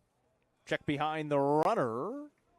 And the throw a little bit high from Hurd. Pretty good tag by Hinch, but back in time is Durham. And Bisbee has Durham kind of guessing over there at first base right now. He was actually headed back to the bag when Bisbee brought it home. He's changed up his rhythm really well. That time goes a little bit quicker. 1-1. Fouled off. 1-2. Yeah, he's been able to pause for a while. That time he goes quicker. Just keeping that base runner off balance, like you said, Jacob. He's been their best pitcher by far this season. Numbers, and obviously can get it done in big games. Ahead 1-2 with 2 away. He will check to first. A little token throw. Back in safely is Durham. Durham singled on a full count, sandwiched between a couple of flyouts. Those brought the 2 outs, and now a 1-2 count to the batter in Hud Maddox. Bisbee delivers home. Breaking ball. Got him to swing right through. It's another K for Titus Bisbee. Actually, the first K of the day for Titus Bisbee. Strands the runner at first. We're through 3. This is the Region 4 3A tournament presented by Gentry's Power Equipment on the Watson Chevy UCR Media Network. Are you looking for the best dining experience in the Upper Cumberland? Visit Fire and Vine in Cookville's historic West Side. Fire and Vine offers great service and a unique menu, including mouth-watering deep dish pizza, delectable beef, chicken, fish, and more. Take in stunning views from the rooftop while enjoying your meal. Come and experience the charm and flavor of Fire and Vine, your new favorite spot for a memorable dining experience. Fire and Vine is a proud sponsor of this broadcast on the UCR Media Network. Nelson Trophy and Screen Printing is proud to support student athletes and athletic departments throughout the Upper Cumberland. They're also proud to sponsor the Nelson Trophy and Screen Printing Player of the Game on this broadcast. From trophies to t-shirts, they can do it all. Stop by and see them at 120 Circle Drive in Allgood or give them a call at 931-537-9559. Nelson Trophy and Screen Printing is proud to sponsor this broadcast on the UCR Media Network.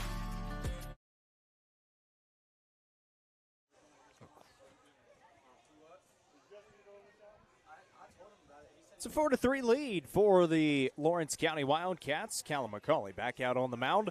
Top of 4 here in the region semifinals in Baxter. Game number 2. Winner of this game moves on to play the Tullahoma Wildcats in the region championship tomorrow at noon.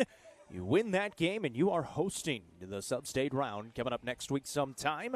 You can kind of choose when to do that, how many games you want to play on any certain day as well. It's kind of up for grabs. It is a best-of-3 series, though. That is the only given. Stone Memorial's got a chance in this baseball game. They Jake. absolutely do. First ever region tournament baseball game they've played. They're down 1 in the 4th. They really settled down. It was like, uh-oh, after they gave up that 4th spot. Tyus Bisbee's pitching well. They got a chance. Mentioned Callum McCauley. He's on the mound right now. 1 start coming into this game. He went 5 innings. Everything else was relief appearances. It does feel a little bit of overlooking to Stone out of Lawrence County to hold really their top 2 arms for tomorrow. Now, that's okay. You can do that. But if you lose, you're going to face Upperman tomorrow with Alec Wilson on the bump, and then you're probably going home. This one hit hard by Scarborough, but gloved well at third, and a strong throw from third base by Cole Schultz for out number 1. Now, if you win this game in your Lawrence County, you're in great position. You got your number 1 against Balin Tootin tomorrow, likely at noon. For the championship, you lose that, you have your number 2 available. Problem is, that's probably against Upperman with Chris Worsing on the mound. Tanner Bowman steps in. He struck out his first time up. 1 away after the ground out. This one is hit out to right. That'll drop for a hit, and the speedy Bowman reaches base with 1 out. And the top of the order has done a great job today for Stone Memorial, so that is big out of your 8-hole hitter to find a way to reach. Now Wilson with a ton of speed can try and drop a bunt down potentially if you get to him. Schaefer Sitton can do the same. I mean, this is the speedy part of your order at 8 and 9, so you can drop a bunt. One of you reach, and you get to the top of the order with runners on. Schaefer Sitton steps in. He was a strikeout victim his first time up. He's got a runner on first with Tanner Bowman, the center fielder for Stone Memorial. Third baseman way off the bag, or out of the infield, just on the edge of it right now. Check to first. I love a bunt here for Schaefer Sitton with how far behind at third. Schultz over there, who he showed off the arm there on the ground out by Scarborough. He has a good arm, but Sitton can drop a good one down. McCauley, a long look in. Yeah. And now we've got time called. Yeah, I like that. As Schaefer No Sitton. pitch. It took a long, long time. That's probably trying to see if he's ever going to turn for the bunt. He never did. He was swinging away. But the pitch does not count, so we'll reset and do it again. And a big swing and a miss by Sitton, 0-1. Also why I kind of like the bunt, because Sitton wasn't really close first AB on any of those swings. Yeah, he struck out on an 0-2 pitch, and there was that check swing where he just started walking back to the dugout, and home plate umpire hadn't called it on him. Bouncing around at first is Bowman, the 0-1. Outside. Stone Memorial just trailing by the 1 run, even after giving up 4 in the bottom half of the first. The bases clearing triple by Logan Clayton. 1-1 hit hard. That one is through. Back-to-back singles by Stone Memorial, and they've got 2 runners on for Cade Wilson with 1 away. Great job by Schaefer Sitton, who says, shut up. No, I'm not going to bunt. I'm just going to rip a single into left field. And now you really can play small ball if you want for Cade Wilson with a ton of speed, with Templeton who's 2 for 2. Only seen 2 pitches looming on deck. He grounded out to Durham. his last time up, and now we're going to have a visit here to the mound to talk this over, knowing that Stone Memorial likes to do a little bit of small ball. It's 1 out, and runners on first and second, a big position here as well. And again, McCauley has not gone terribly deep in his outings. He is normally a relief pitcher. He doesn't go terribly far past 2 or 3 innings other than the one start he's had so far. And exactly to that point, at 37 pitches, that's not a problem, but different situation. You got the tying run scoring position right now for Stone. If they get this game tied, you feel like, okay, we had a little problem in the first inning. Other than that, they've controlled the baseball game throughout. So it's a huge opportunity for the Panthers, and Lawrence County knows it. That's why you got the mound visit. Well, and the other part to this, too, for McCauley, already passed those 25 pitches. This is his game, and normally he's their number one relief pitcher coming in. So he is unavailable for the rest of this tournament no matter what. Yeah, it's easy to just chalk up, oh, we got our one available, number 2. Well, one way or the other, you're going to play a great team tomorrow, either for a championship or to save your season, and you've got a high-leverage arm now unavailable. You need him to go through this game. Wilson did show bunts, pulled it back for ball 1. Well, and also, you imagine you're not going to go to your top 2 arms in relief. So who do you go to if you need to go to a reliever here? It's a very interesting discussion.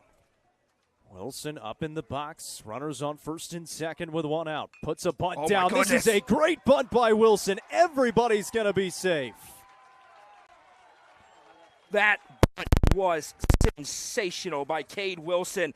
And I know what Lawrence County was trying to do. Eventually he decided, well, let's try to get the force at third, but it was way too slow roller. That was a slap bunt style down the third base line, and look out, here comes Griffin Templeton. 3 straight singles. That one a bunt single for Wilson. It flips it back to the top. Griffin Templeton is 2 for 2 with a single, a double, and 2 runs scored. Oh, it is go time for the Panthers. They can smell blood in the water right now. And Templeton crushed one out to left field his last time up. That one's going to hit him in the back, and it's going to tie the game. Templeton took it square between the 4s. And coming across is Tanner Bowman to tie it up at 4. How about the Panthers? We'll see how the rest of this game goes, but battling in here against the district champion, and they are looking for more. Here comes another great hitter, Talon Hurd, ton of speed, bases loaded, trying to go take the lead. So Talon Hurd steps in. He was out on his last AB because of running inside the base path. Now he's got the bases loaded and 1 out. Will Trent Stokes dial up the suicide squeeze? Corners are in. Middle infielders now coming in as well. Just 1 out here in the 4th. That one almost got away. Well, Maddox did a good job. And here's your other thing. This is a freshman on the mound.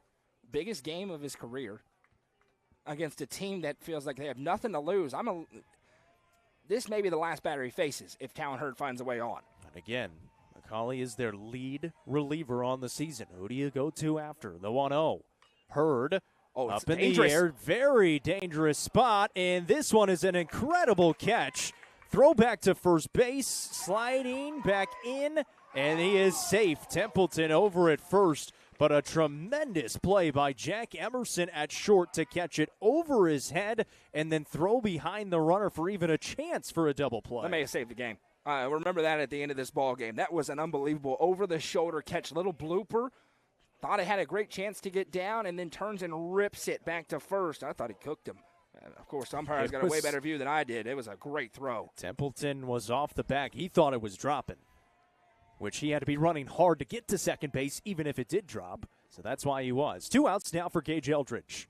Eldridge out to center field. Bedford runs in, and he's got it for out number 3. They strand, the bases loaded, but they do tie it up. It's 4-4. We head to the bottom of 4. Lawrence County back to the plate. This is the Region 4 3A tournament presented by Gentry's Power Equipment on the Watson Chevy UCR Media Network. Eminet's Eagle Auction Realty is proud to present an online-only auction featuring 2 homes on an acre of land in the heart of Cookeville. This piece of land is a perfect investment opportunity for developers. You can bid on this property at eagleauctions.com or call 931-526-5335 for more information. Bidding on this online-only auction ends Saturday, May 17th at 10 a.m. Amonette's Eagle Auction and Realty is a proud sponsor of this broadcast on the UCR Media Network. Watson Chevrolet is proud to present the area's best selection of new and pre-owned cars, trucks, and SUVs. Watson Chevy's staff of experts are ready to get you into your next vehicle with unmatched service and knowledge. Stop in at 2350 Cookeville Highway and test drive the all-new Chevy Trax or Silverado today. And remember, don't buy till you see Jason Fye. Watson Chevy is proud to be the presenting sponsor of the UCR Media Network.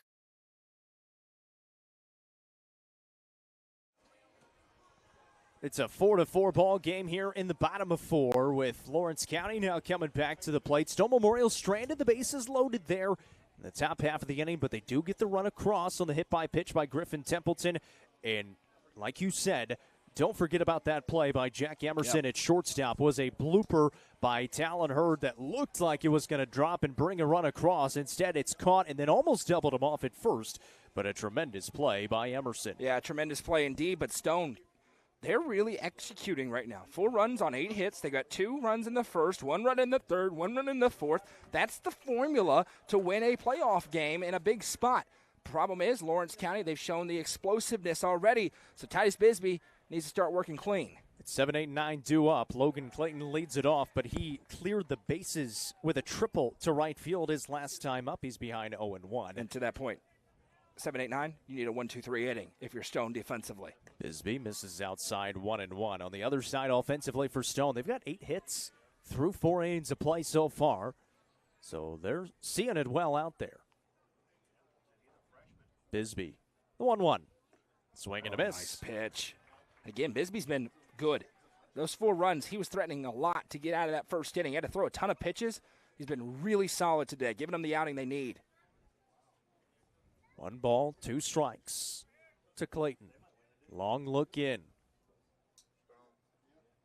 And that's outside. 2 balls and 2 strikes. Leadoff man here in the top of the 4th for Lawrence County. The Wildcats, winners of 8 AAA, beating Tullahoma Monday night in their championship 4-3. 2-2. Back up the middle. Templeton dives, knocks it down, throw to first. Is in time. How about that one from Griffin Templeton and the pick by Kyle Hinch? A tremendous play by Griffin Templeton in the field, laying out to his left. A speedy runner barreling down the base paths, hops up, and a nice dig by Kyle Hinch at first, as you said, Jacob. And another great play by Stone Memorial. No errors in the field. They've been so solid. They've been really, really good. Tied up right now, 4-4. Cole Schultz is at the plate. This one is going to be a foul ball for strike 1. Schultz grounded out to Eldridge to end the inning back in the first on a sharp grounder and a great play by Gage Eldridge as well. And they'll call time and wait for Kyle Hinch to get back to his first base spot. And some sunglasses flew off, so they make sure they get those off the field. 0-1 here to Schultz. Bisbee brings it home. Check swing. And it was a ball anyways. So 1 out after the web gem by Templeton. The 1-1. Outside 2-1.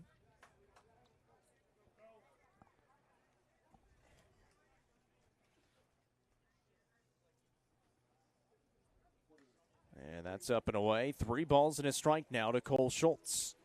And this has been the one issue for Bisbee. That pitch count out at 67 through 3 1/3. He's going to have to find some quicker outs. Lawrence County's working deep into these counts and putting a lot of pressure on him. Comes home with the 3-1, and that one's fouled off, and we have run full. And to your point, there have been 3 full counts already. He has walked a batter. That was Bedford back in the first. And the other one was a single by Durham. Here comes the payoff from Bisbee. Sawed him off. And Hinch grabs it from his first base position as he steps in front of Cade Wilson. Great job there, getting another blooper. Work the deep count, but if you're going to give up those deep counts, you need to finish them with outs, and that's exactly what Titus Bisbee's doing right now, and see if he can complete the 1-2-3 frame. Yeah, you mentioned 7, 8, 9. You'd love to go 1, 2, 3. Well, he's gone 1, 2, and now he faces Justin Kimbrell at the plate, who grounded out to Templeton at short his first time up back in the second inning. And that one will miss inside for ball 1. Gonna get late in a hurry. Bottom of the fourth. Tie ball game at 4. Winner moves on to the region title game against Tullahoma. It's downstairs. And really, Stone, outside of that bottom of the first, has controlled this baseball game. They've been the aggressor. They've been dictating how things have gone. So it's still very much up for grabs, but the Panthers should feel really good. 2-0, and that goes to 3-0 now after Bisbee, for the second straight batter, has been behind. He worked his way back, worked a full count, and then the pop out from Schultz. Kimbrell now with a 3-0 count, the 9 batter, as Brayson Rose stands on deck. And that one's downstairs. It'll be the second walk issued by Bisbee, and now a runner on first flips the lineup back to Brayson Rose, the leadoff man. Yeah, that's a get-out-of-jail-free card. Got to find a way to throw strikes out there if you're Bisbee. But you don't hate it. If you find a way to get this out, you don't have to face him again until late in this ball game. So Rose steps in for the third time today. He's 1 for 2 with a single and a run scored. He grounded out to Wilson at second his last time up. Check to first, and there was a one-step lead, and there's going to be a balk called on Titus Bisbee. So a free bag for Justin Kimbrell. So he started coming forward and then broke that degree rule, and I don't think Trent Stokes likes that call at all, and I'm going to be honest. Watching the replay, he's got a better view on it than I do. Doesn't strike me as a walk, or as a balk, I mean. And that's something Titus Bisbee does a lot, especially being a lefty. And he doesn't agree either. Yeah, he's saying he stepped straight there, and you could probably see where he stepped. There's probably an imprint. That's what he's pointing towards. Didn't look like a balk to me. Yeah, it looked pretty natural. And obviously he was already going back to first base. So and let's put it this way. We see a lot of pitches that could be called balks. A lot of moves that could be called balks. We got experience in that department. So instead, it puts Kimbrell in a scoring position. It's a big deal. And still no pitches yet to Brayson Rose. Lefty delivers. Tremendous block by Hurd. And that's, you think about it, a run taken off the board for Stone on a right call. The running in the baseline. Now another one. They're on a balk, puts a runner in scoring position. We'll see if that leads to anything with a couple of tough breaks. 2 away in the inning. Leadoff batter at the plate. And they were trying to see if they could catch Kimbrell off guard as Templeton rushed in from behind. Just the step off for Bisbee. 1-0. And he was watching the whole way. It's 2-0. And now it's 6 straight balls. If I'm Griffin Templeton, I'm Trent Stokes. I'm looking at Griffin Templeton saying, get ready, young man. Maybe time. Imagine if somebody comes in relief. It's either Templeton, maybe sitting out there and left. 2-0 coming. Breaking ball misses away. 3-0 for the second straight batter. I think I like a visit, too, from Stone Memorial here. It's 3 balls and no strikes. He walked Kimbrell and then balked him over to second base. You got a big, huge problem waiting in 2 batters. And that is ball 4. So back-to-back walks on 4 pitch walks. It's the 3rd walk of the day for Titus Bisbee, and runners on first and second now for Jake Moore, and they'll have a visit, but just from the players on the mound. Jake Moore so far 0 for 2 with a foul out and a fly out. You have to have this out if you're the Stone Memorial Panthers. Alex Bedford looming on deck. You have to get an out somewhere, somehow, or else you're looking at a big problem. So Moore steps in. He's a freshman on this side. Runners on first and second, and Moore crowding the plate. Good pitch. That one across from Bisbee for strike 1. Good pitch by Titus Bisbee after 8 straight balls. He needed it.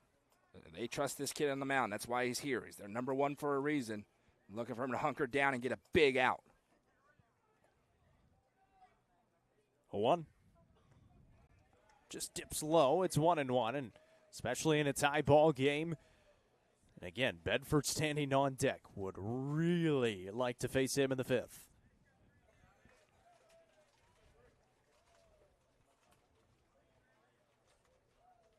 Bisbee peeks to second.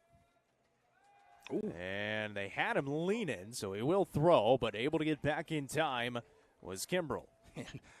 He took the wrong step that first one, but was able to jump back in time. He started leaning to his right, and Bisbee went, I may be able to have a chance to get him here. I don't think he was going to throw initially, and then he started to speed it up a little bit. Still 1-1. To Moore at the plate. Brings it home. Breaking ball. Just misses inside. 2 balls and a strike. Now the pitch count's a big problem. Through 3 2/3 at 80 pitches. Yeah, absolutely.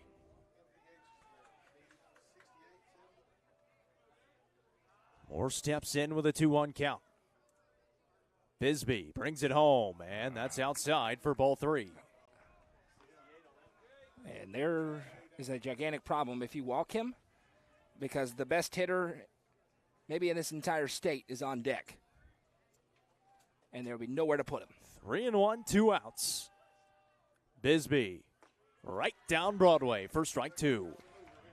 If you're going to win this game, you need a strike right here, right now for Stahl Memorial. Runner's going to be on the move with 2 outs and a full count to the batter, Jake Moore. Bisbee looking for his best pitch of the day. And he'll look back to second base. Well, I like that because the runners are going to be moving. Now the Lawrence County dugout's going to get warned. We're going to get warned before the end of this one. Dugouts, it's been a point of emphasis over the past few weeks. Payoff. Upstairs, ball 4. Alex Bedford will come to the plate with the bases loaded and 2 outs, but not before a visit to the mound from Coach Stokes. And I think it's time for a move. And I don't know where you go. Templeton with a little more velo. That probably is it. But you recognizing now that your number 1 is cooked for the rest of this tournament, you got to win it. You got to find a way. This is your opportunity if you're Stone. You got to get an out against the toughest hitter. Can't have him the third time around when you're at 83 pitches. So we'll see if he leaves him out there. He's got a lot of trust in Titus Bisbee. You get that. But it's hard to say it's not time for a move if you're Trent Stokes. He hasn't taken the baseball yet. Having a long conversation with his infield and Titus Bisbee. They realize the magnitude of this situation. Wow. And they're going to leave him out there to face Alex Bedford with the bases loaded and 2 outs.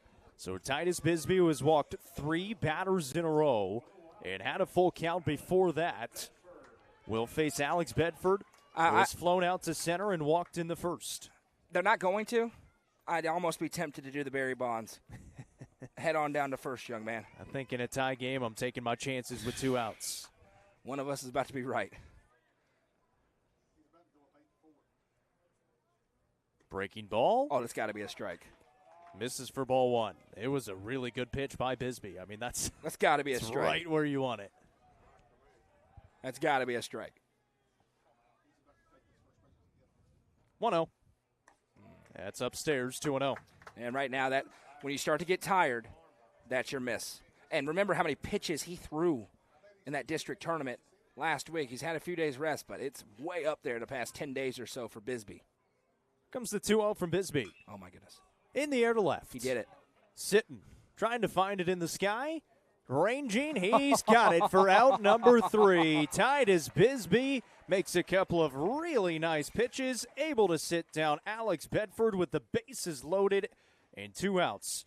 And it is still a 4-4 ball game. We are through 4. You're watching the Region 4 3A tournament presented by Gentry's Power Equipment on the Watson Chevy UCR Media Network. Amonette's Eagle Auction and Realty is proud to present an online-only auction featuring prime pieces of land near Center Hill Lake. 6 individual lots could be yours in the coveted Silver Point Resort Lake community. You can bid on these properties at eagleauctions.com or call 931-526-5335 for more information.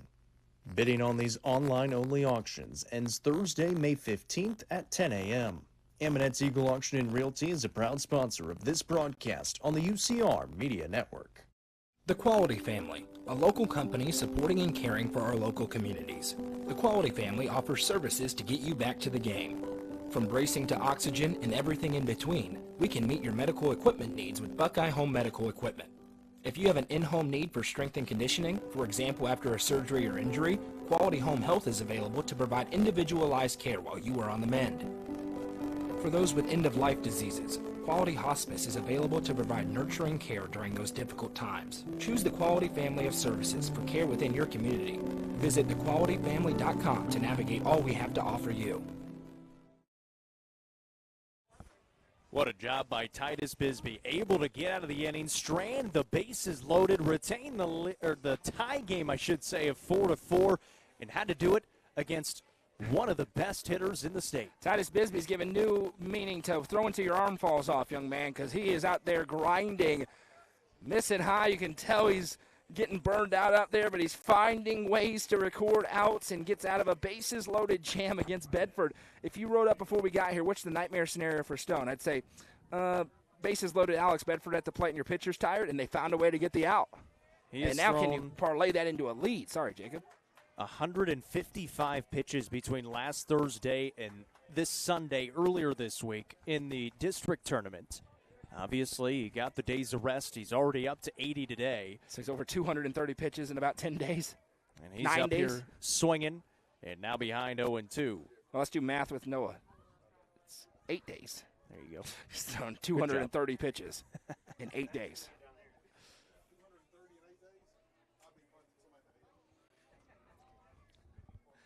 And we can see it seems like that fatigue is becoming a factor. Here's the 0-2 from McCauley. That's upstairs. And you know what?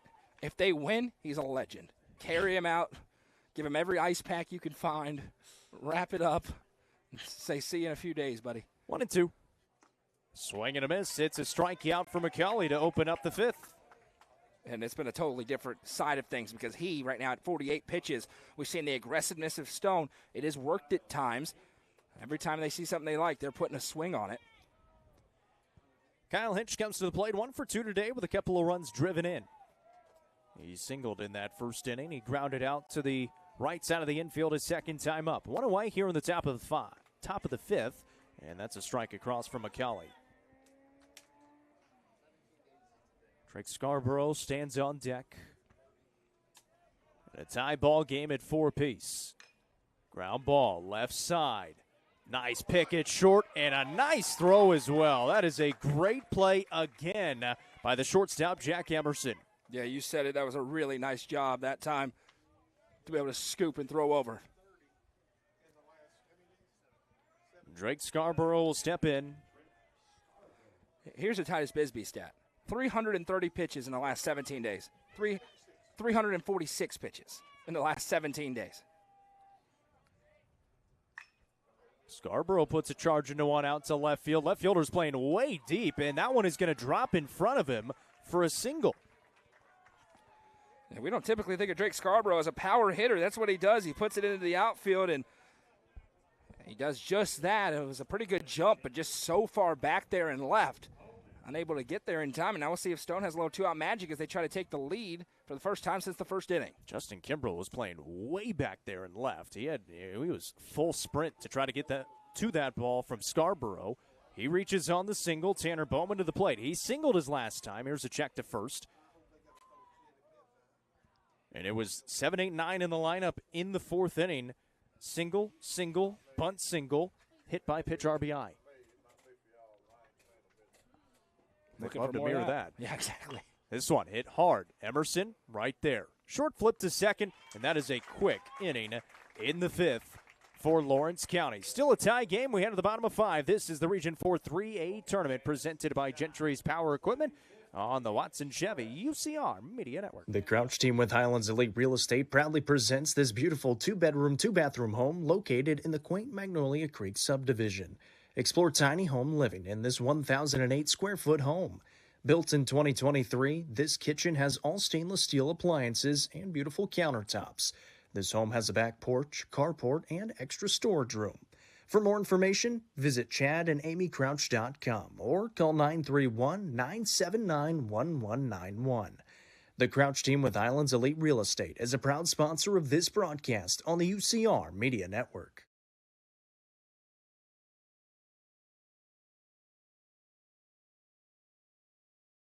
Finding that missing shin guard, remembering whether it's a home or away game, getting the right kid to the right playing field on the right day. Why are simple things sometimes so complicated?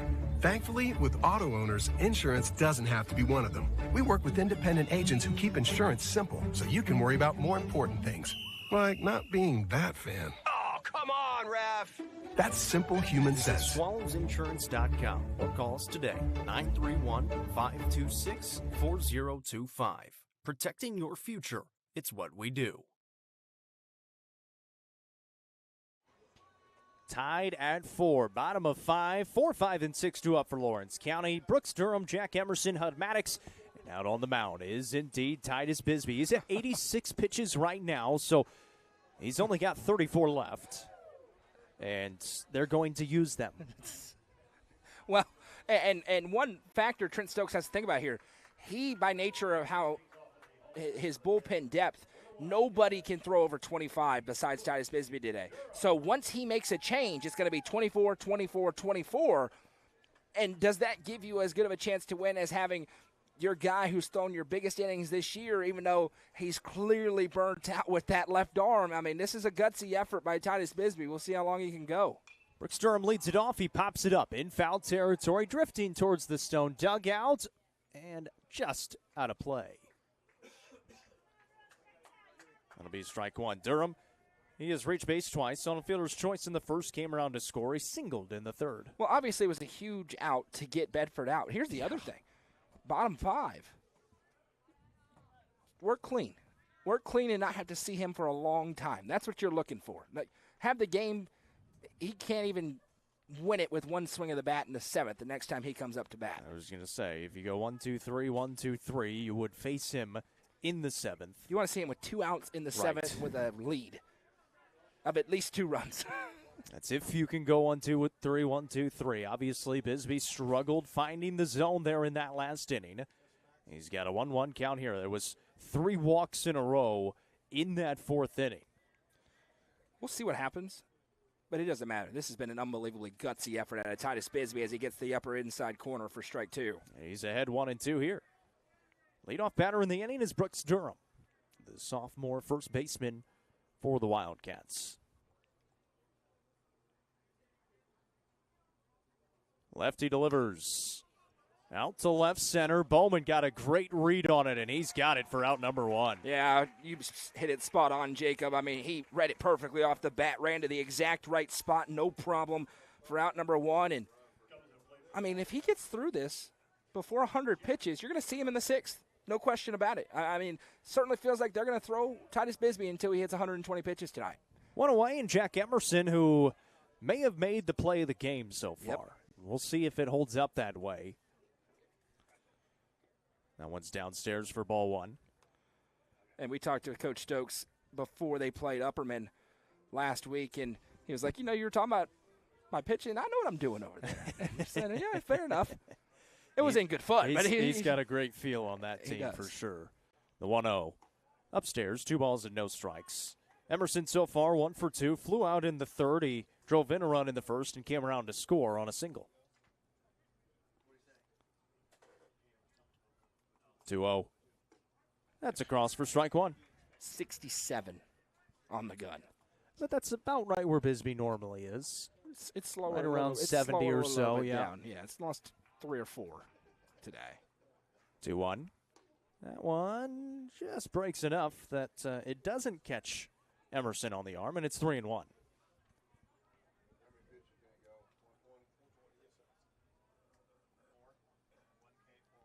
This one off the end of the bat, drifting right side. That one down for a hit. Emerson turning on the speed. He taps first. He's looking for 2. He's going to pull in with a stand-up double with 1 away. Yeah, a little unfortunate for Bisbee and the Panthers because that was not very well struck. It's just off the end of the bat, but into the right place, in the right field, and a ton of speed out there for Emerson.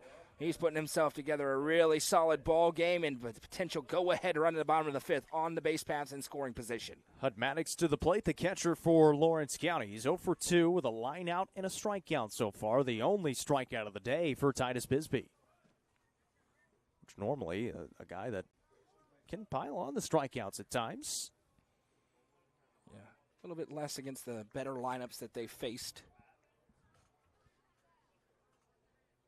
He's got one out and a check back to second. There's the fly out by Durham. Emerson put that one into right field and saw the speed from him.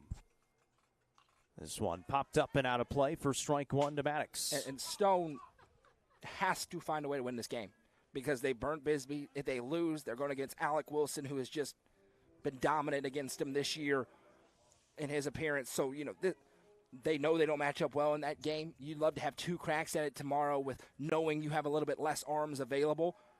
Check behind the runner again, and that was a great move by Bisbee, but reading it well was Emerson. But you have got to win this baseball game now because Bisbee is where he is. He's giving you the outing he has. It's 4-4. Find a way to win. You got a chance to advance on to sub-state. 0-1. And blocked up well by Hurd behind the plate. 1 ball and 1 strike, and 4 runs across in the first inning. The only thing right now for Lawrence County was the bases clearing triple by Logan Clayton, and that came with 2 outs. And it was an 0-2 count as well. Long pause, the 1-1. This one drilled out to left. Sitting off his glove and down. Runner had to hold up at second. He's just now to third. He's coming home. He will score, and it's an RBI double for Hud Maddox. Great piece of hitting there for Maddox, and Sitton got a really good jump on it out there in left. That ball was touched, and he leaps, and it hit off the glove and just got away. It was a great effort. And now here comes Trent Stokes, and that was an absolute barrel, so maybe time for a change. 98 pitches. And, yeah, that ball was drilled. Sitton gave it a tremendous effort just to get the glove to it. A fist bump from his coach Stokes. And Bisbee's day is done. And a new pitcher when we come back. Keep it tuned in right here. It's a call to the bullpen. It's the Region 4 3A tournament presented by Gentry's Power Equipment. Gentry's Power Equipment is proud to be the presenting sponsor of Upperman Athletics on UCR. Located at 755 Buffalo Valley Road in Cookeville, Gentry's Power Equipment is your local steel dealer with a huge selection of outdoor power equipment, including chainsaws, blowers, trimmers, mowers, pressure washers, and more. They are your local one-stop shop for high-quality equipment. Locally owned and operated, Gentry's Power Equipment is proud to support Upperman Athletics and UCR. Discover this stylish and modern 3-bedroom, 2-bathroom home with an open split bedroom floor plan designed for comfort and convenience. With 3,318 square feet under one roof, plus a bonus room over the garage and 1,400 square foot basement. Located in the Brookstone subdivision, this home is just minutes from Cookeville. The builder is also offering up to 3% in closing cost assistance. Call Sonia Brown with American Way Real Estate at 931-979-7145. Looking for weekend lunch and dinner plans? Since 1971, Nick's Restaurant has been locally owned and operated. From mouth-watering prime rib to delectable ice cream pie, Nick's has it all. Their cozy atmosphere and great service will make you feel right at home. Plus, their banquet space is perfect for any event. Visit them at 895 South Jefferson Avenue or online at nickscookville.com. Nick's Restaurant is a proud sponsor of this broadcast on the UCR Media Network. It's Gage Eldridge to the mound for the Stowe Memorial Panthers, and Eldridge has not been on the mound since April 4th. In a game against Lebanon in relief, he went 2 innings. He actually came on for Bisbee in that game. Only allowed 1 hit, 2 runs across. They were both earned 2 walks and 3 strikeouts in those 2 innings of work. This is not what we expected. And so Trent Stokes going somewhere different. And Gage Eldridge can give you more than 25 pitches. So he's not one of those go-to relievers that they've had throughout this season. So they are saving Sitton. They are saving Templeton. They're saving Hurd. Bunt put down here. That one is a foul ball off the bat of Logan Clayton. And still, though, right there in it. I mean, it's a 1-run game in the bottom of the 5th. You get a chance to win it. If you do and you still save those guys, that's great. And if you lose, then you still have those guys available, but again, need to win it knowing what's looming tomorrow. Back-to-back doubles by Emerson, and Maddox scored the run. Maddox stands on second base. Bisbee responsible for him. The 0-1. Cross for strike one, strike two. And that was not a very fast pitch, 55 miles an hour, but it found the zone. 0-2 here to Logan Clayton, the DH. And one thing about Gage Eldridge, he's a gamer. He's a competitor. So you like that edge that he has.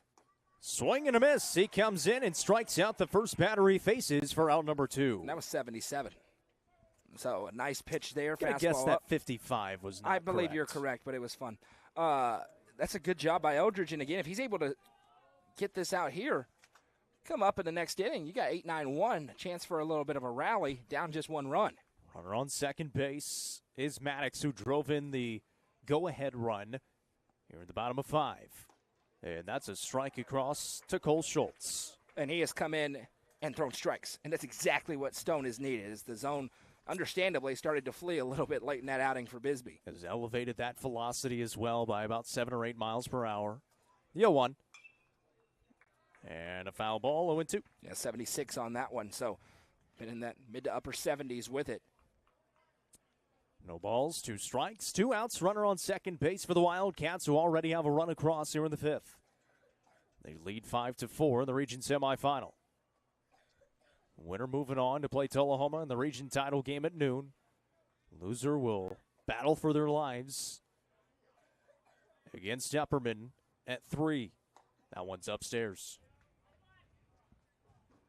Not literally. No. But season in live. the baseball Yes. sense, yes. Their base. We're not going to have a Thunderdome Correct. here tomorrow, yes. Cole Hinch had a word for Eldridge.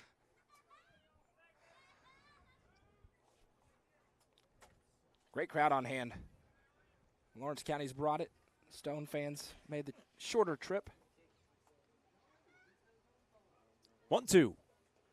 Breaking ball for the first time. Hurd did a good job. He doesn't know where it is. It's beneath him. Got caught up and kind of kicked it away. And then Maddox gets back into second base. 2-2. If you're tuned in on UCR Facebook page or YouTube channel, appreciate you. Let us know where you're watching from, who you're cheering for. Live on the NFHS network as well. Deuce is wild. 2-2, 2 away. Eldridge. Breaking ball gets away from Hurd this time, and it gets way away. Maddox takes a turn at third, and he will turn on the brakes right there. It is 3-2 with 2 outs and a runner on third base now. Big moment here for Stone. You don't want to get a little lackadaisical and allow a cheap one to come across. It's a one-run game. You still got a great chance. Already have 9 base hits, but need Eldridge to hunker down, throw one more strike, get into the dugout, and get a chance to get it back. 3 balls, 2 strikes, 2 outs. Cole Schultz at the plate, 0 for 2 with a ground out and a pop out. Gage Eldridge on the mound in relief of Titus Bisbee. Payoff. Misses outside. Ball 4. It's a walk, and now runners on the corners as Justin Kimbrell, the 9 batter, will come to the plate. And Eldridge was hitting the strike zone. This might be a pinch hitter, actually. He was hitting the strike zone early. And now lost it just a little bit at the end. He's going to have to ratchet it back in. A.J. Daniel is going to pinch hit for Justin Kimbrell. Big spot for him off the bench. And that's the righty-lefty matchup as well. Field umpire having a conversation with Eldridge on the mound. Runners on the corners here for Lawrence County. Maddox over at third. Schultz at first after the walk. First AB of the day for A.J. Daniel here in the bottom of 5 with 2 away. And that's a good one across, but it misses for ball 1. Maybe low?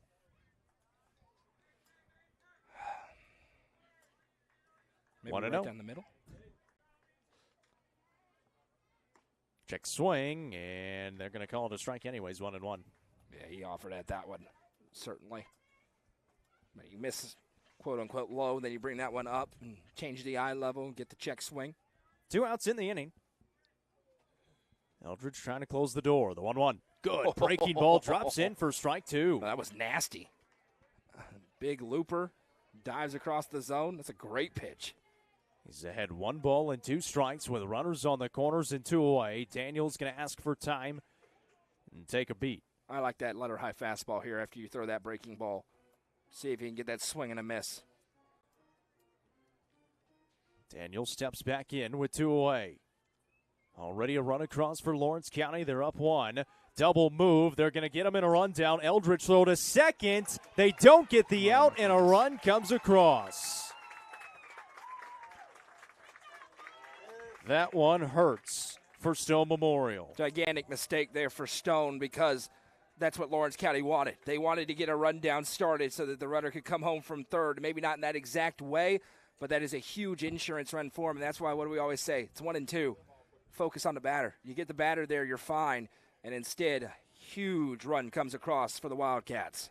It was the late throw by Eldridge as well, instead of just throwing it right away.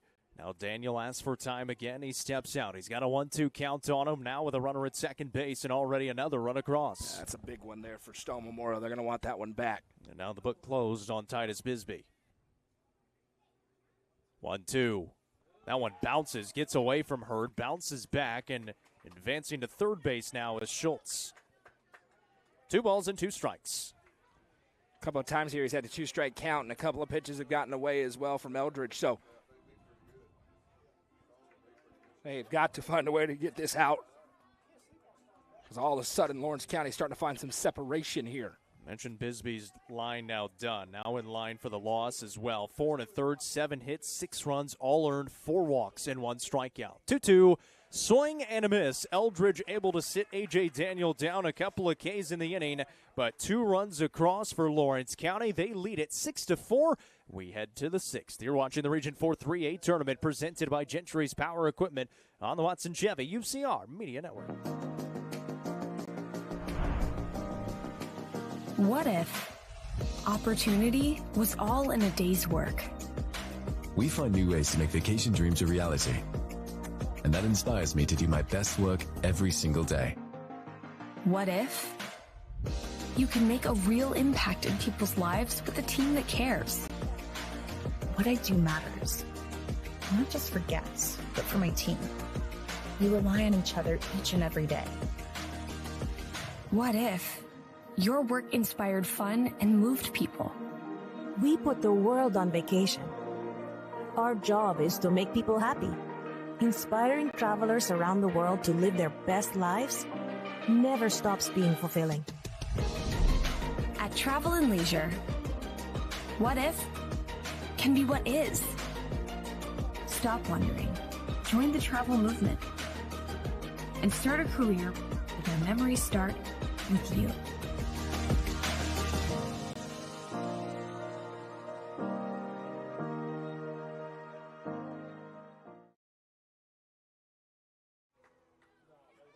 It's a 6-4 lead now for Lawrence County. Stone Memorial backs against the wall. Well, not literally. They get another game tomorrow, but makes it a lot easier. Here in the 6th inning, top of the 6th. 1-8-9-1. Schaefer Sitton, Cade Wilson, and Griffin Templeton to the plate. Well, the back is against the wall because this is a group of Panthers who have never beaten Upperman. Nobody on the roster has beaten the Bees. So tomorrow could be the first, but you don't love that if you're a Panther fan. You'd much rather face Tullahoma for a region championship at noon tomorrow, and then if you lose that one, re-rack it at 6 o'clock. There's a strike across for Callum McCauley, who comes out to work his 6th inning of action. Schaefer sitting at the plate, singled his last time up. He's 1 for 2.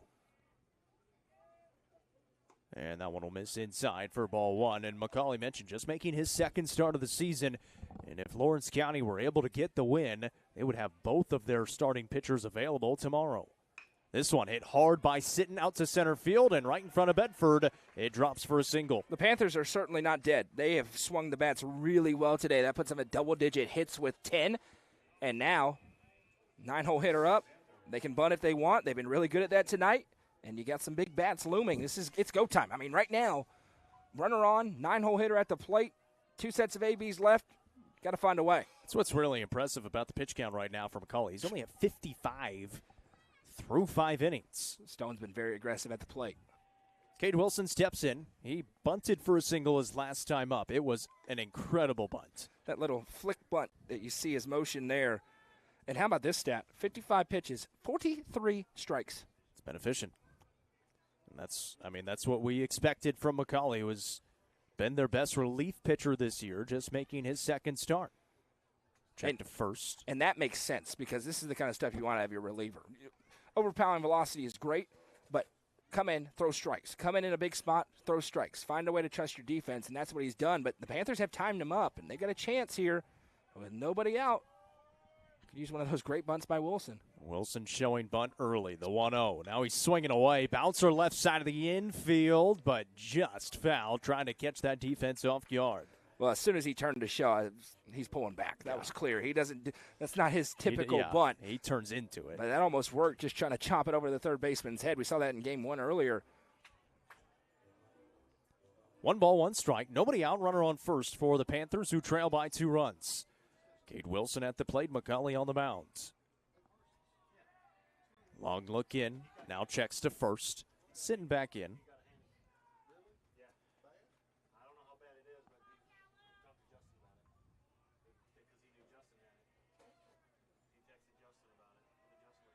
McCauley back on the mound. Comes the 1-1. Downstairs, 2 balls and a strike.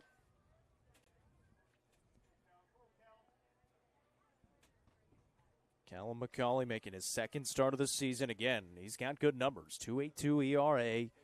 But he's only thrown in 27 1/3 coming into this game. There's already 5 innings in as that one misses outside for ball 3. But the pitch count, not an issue. He's only at 59. It's a tremendous take. Man, if Wilson gets on, this place is going to become a powder keg in a hurry. 3 balls and 1 strike. And a strike called on the inside corner.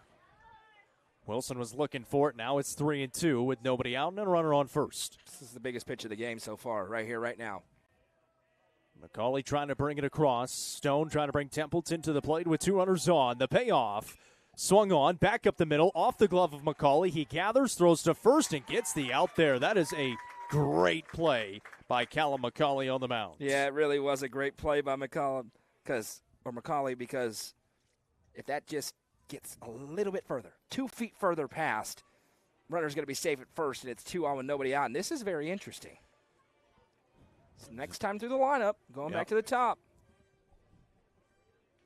We got a visit to the mound, and it is going to be a new pitcher when we come back. Don't go anywhere. This is the Region 4 3A tournament presented by Gentry's Power Equipment. Proudly introducing Upper Cumberland Generators for all your home power solutions. Locally owned and operated, Upper Cumberland Generators are here to make sure you have peace of mind no matter the situation. With new and reliable generators. Call 931-265-1702 for more information or to order yours today. Upper Cumberland Generators is proud to support this broadcast on the UCR Media Network. Turfmasters Landscape Management has been serving the Upper Cumberland since 1996. They offer a variety of services, including lawn maintenance, landscape design and installation, landscape lighting, irrigation systems, and more. For more information, contact Matt Wilson at 931-261-1587 today. Turfmasters Landscape Management is a proud sponsor of this broadcast on the UCR Media Network. The Real Estate Collective is a team of experienced, licensed real estate agents serving the entire Upper Cumberland region. Whether you are looking to buy or sell, the RICO team is ready to serve you. With a focus on people over profits, you can rest assured the Real Estate Collective can help make your real estate dreams a reality. Call 931-559-9500 for more information or see their current listings at letsgorico.com. The Real Estate Collective is proud to support student athletes in our area and this broadcast on the UCR Media Network. Call to the bullpen for Lawrence County. Callum McCauley does the job. And he only did it in 61 pitches. He comes out with 1 out here in the 6th.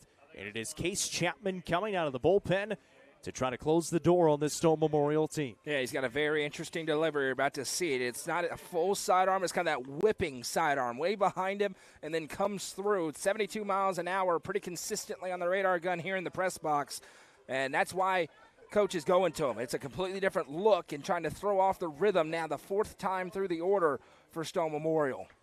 It is the top of the lineup. Griffin Templeton due up. He's got a runner at second base and just one out after the ground out to the pitcher by Cade Wilson.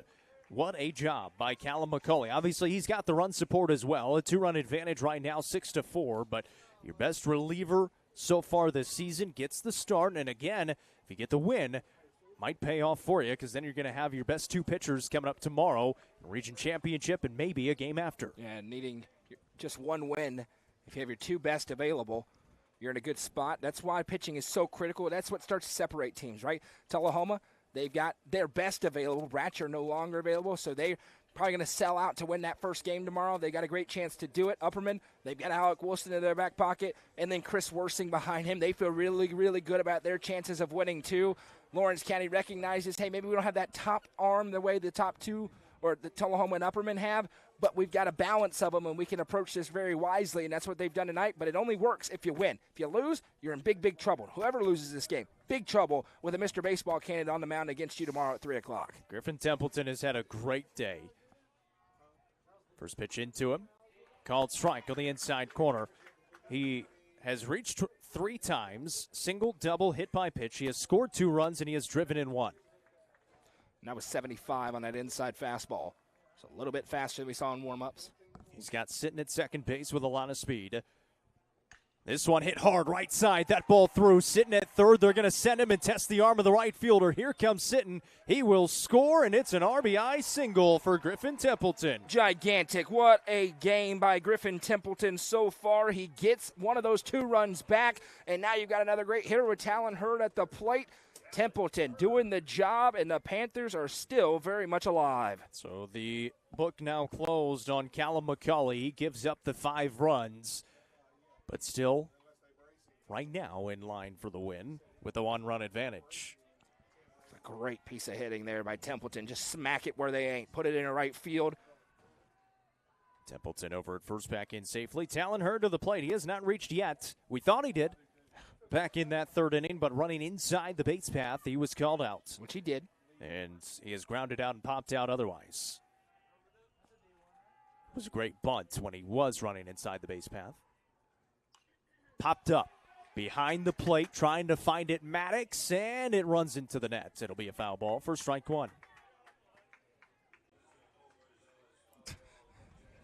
And Jimmy, right on cue with the Mr. Overzealous foul ball catcher and our friends from Lawrence County. It seems like they're taking it in good fun. I'm a little surprised. But they did. Good for them. Runner on first with 1 out. 0-1 here to Hurd. They did not like me on the call when Ellie Butler beat them in a region game a few years ago. I got emails. My favorite one is the "you should fire that guy" to the UCR email account. Yeah. We'll take it under advisement. Take it up with HR. Yeah. Yes. We'll talk about it. 1-1. Misses outside. 2 balls and a strike now. It happens less and less, but it still does happen sometimes. Should fire that guy. Well, think about it. It's true. It is Young most of the time. 2 balls and a strike here to Hurd. Runner goes. Low pitch. Maddox, a throw that actually hits the runner in Templeton. And he's into second base safely with a stolen bag. Hey, that's huge. 3-1 count now, and now the tying run in scoring position. You've got the heart of your order here, the 2-hole hitter. That is a gigantic stolen base, and really smart by Coach Stokes to draw it up. Templeton with a good jump and dives in safely. It did miss low. It is 3-1 to Talon Hurd. The hitters count with a runner in scoring position. That's a big stolen base. Chapman on the mound. Delivers home. Ooh. And strike 2. That ball was high. It has been a really not great zone tonight, unfortunately, all the way around. 3 balls and 2 strikes to Talon Hurd. He steps up in the box a bit. Chokes up on the bat, and he gets hit. So it's going to be runners on first and second for Gage Eldridge with 1 out here in the 6th. Hey, Gage Eldridge, you want to put yourself in line for a win? He's going to have to face a new pitcher to do it, though, because Coach is already heading out from his dugout. Yeah, Case Chapman came in for 2 batters. He has given up a single and hit a batter. That's the risk you run when you take somebody out. I'd be tempted to put McCauley back in. You can. I really would be tempted to go back to him. And he is making the change. It is another call to the bullpen. And we will be back after this. This is the Region Tournament presented by Gentry's Power Equipment. Livingston Regional Hospital is Livingston's hometown hospital. Located at 315 Oak Street, Livingston Regional Hospital provides compassionate, quality care for all patients from local people you can trust, so you can count on them to treat you like family. Their excellent staff offers years of experience and training to meet the needs of all patients. They understand the importance of providing care in a professional and comforting manner. They're proud to partner with Livingston Academy Athletics through the LRH Sports Medicine Team. Livingston Regional Hospital is a proud sponsor of this broadcast on the UCR Media Network. Tee Up is the Upper Cumberland's brand new indoor golfing experience. With 3 state-of-the-art simulators, you can work on some of the world's best courses, all in the comfort of their climate-controlled facility. You want to know how you can improve? See everything from club speed to spin rate in seconds. Conveniently located at 141 4th Street in Baxter. Stop in. Visit them online at teeupgolfclub.com or call them at 931-559-GOLF to reserve your simulator today. Tee Up is proud to support this broadcast on the UCR Media Network. So it's another call to the bullpen, but it's a call to the bullpen to the ace in the sophomore Logan Mays, who now takes the mound in place of Case Chapman, who came in for 2 batters. He gave up a hit. It drove in a run. He hit a batter. It's now first and second to Gage Eldridge. And Coach Wright turns to Logan Mays, a sophomore with a 3.10 ERA. He's pitched 49 2/3 innings, a batting average against of 209. He has 78 strikeouts, 35 walks in those 49 2/3. He has allowed 40 hits. His fastball 83 to 85, breaking ball 69 to 72. And we'll see what the lefty can do here against Gage Eldridge, who steps in. Eldridge singled and scored in the first. He had a sac bunt in the third and lined out to Bedford in center his last time up. He's got runners on first and second with 1 out as Stone Memorial trails by 1 run. One thing we know, Mays is throwing 24 or 25 pitches today. He's not going over because he's starting a game tomorrow at some point for this team. It's a lefty against a righty at the plate. Mays delivers the fastball, swing and a miss. And that's 83 miles an hour. That's exactly why he's out there on the mound trying to get a couple of big outs. He could come back out in the 7th, but he's trying to slam the door here in the 6th and keep that lead intact. Big opportunity for Gage Eldridge. With 1 away, a 1, and a foul ball. Now the good news for Stone is they face pitchers with this kind of stuff in the mid-80s, breaking ball off of it, so they've seen it. Problem is they haven't hit it all that well throughout this season when they have faced it. It's Logan Mays and Truett Kidd, their 2 mainstay starters this season. Kidd is a senior, Mays a sophomore. And obviously big strikeout guy, 78 strikeouts and 49 2/3 this year. Here's the 0-2. Yep. And it called strike 3 on the inside corner, got him to look at it. And a big show of emotion there for Mays, who gets the first or the second out of the inning. Yeah, you can't watch that pitch. It's just too good. And it's a close one, but on that inside corner, it's been a strike throughout the night. You got to figure out a way to put that in play. Stone does it, and now the number 1 on the other side has all the momentum. Well, and how fitting would this be if Titus Bisbee is able to drive home that game-tying run? Oh, he should bunt. Third baseman's a mile away. 2 outs in the inning. Oh, he should so Runners bunt. on first and second. That one gets away. Runners going to advance to second and third, and it's a 1-0 count to Bisbee. And now I'm very interested because you don't bunt with 2 outs as your usual MO, but the third baseman is playing traditional depth. Bisbee, a left-handed batter, if he could bunt it and squeeze this and be 6-6 right now. There's no chance he gets there from third if it's a good bunt down that line. Well, Emerson was having a conversation with Mays. 2 outs, runners on second and third, and a 1-0 count. Swinging away again, it's upstairs, 2-0.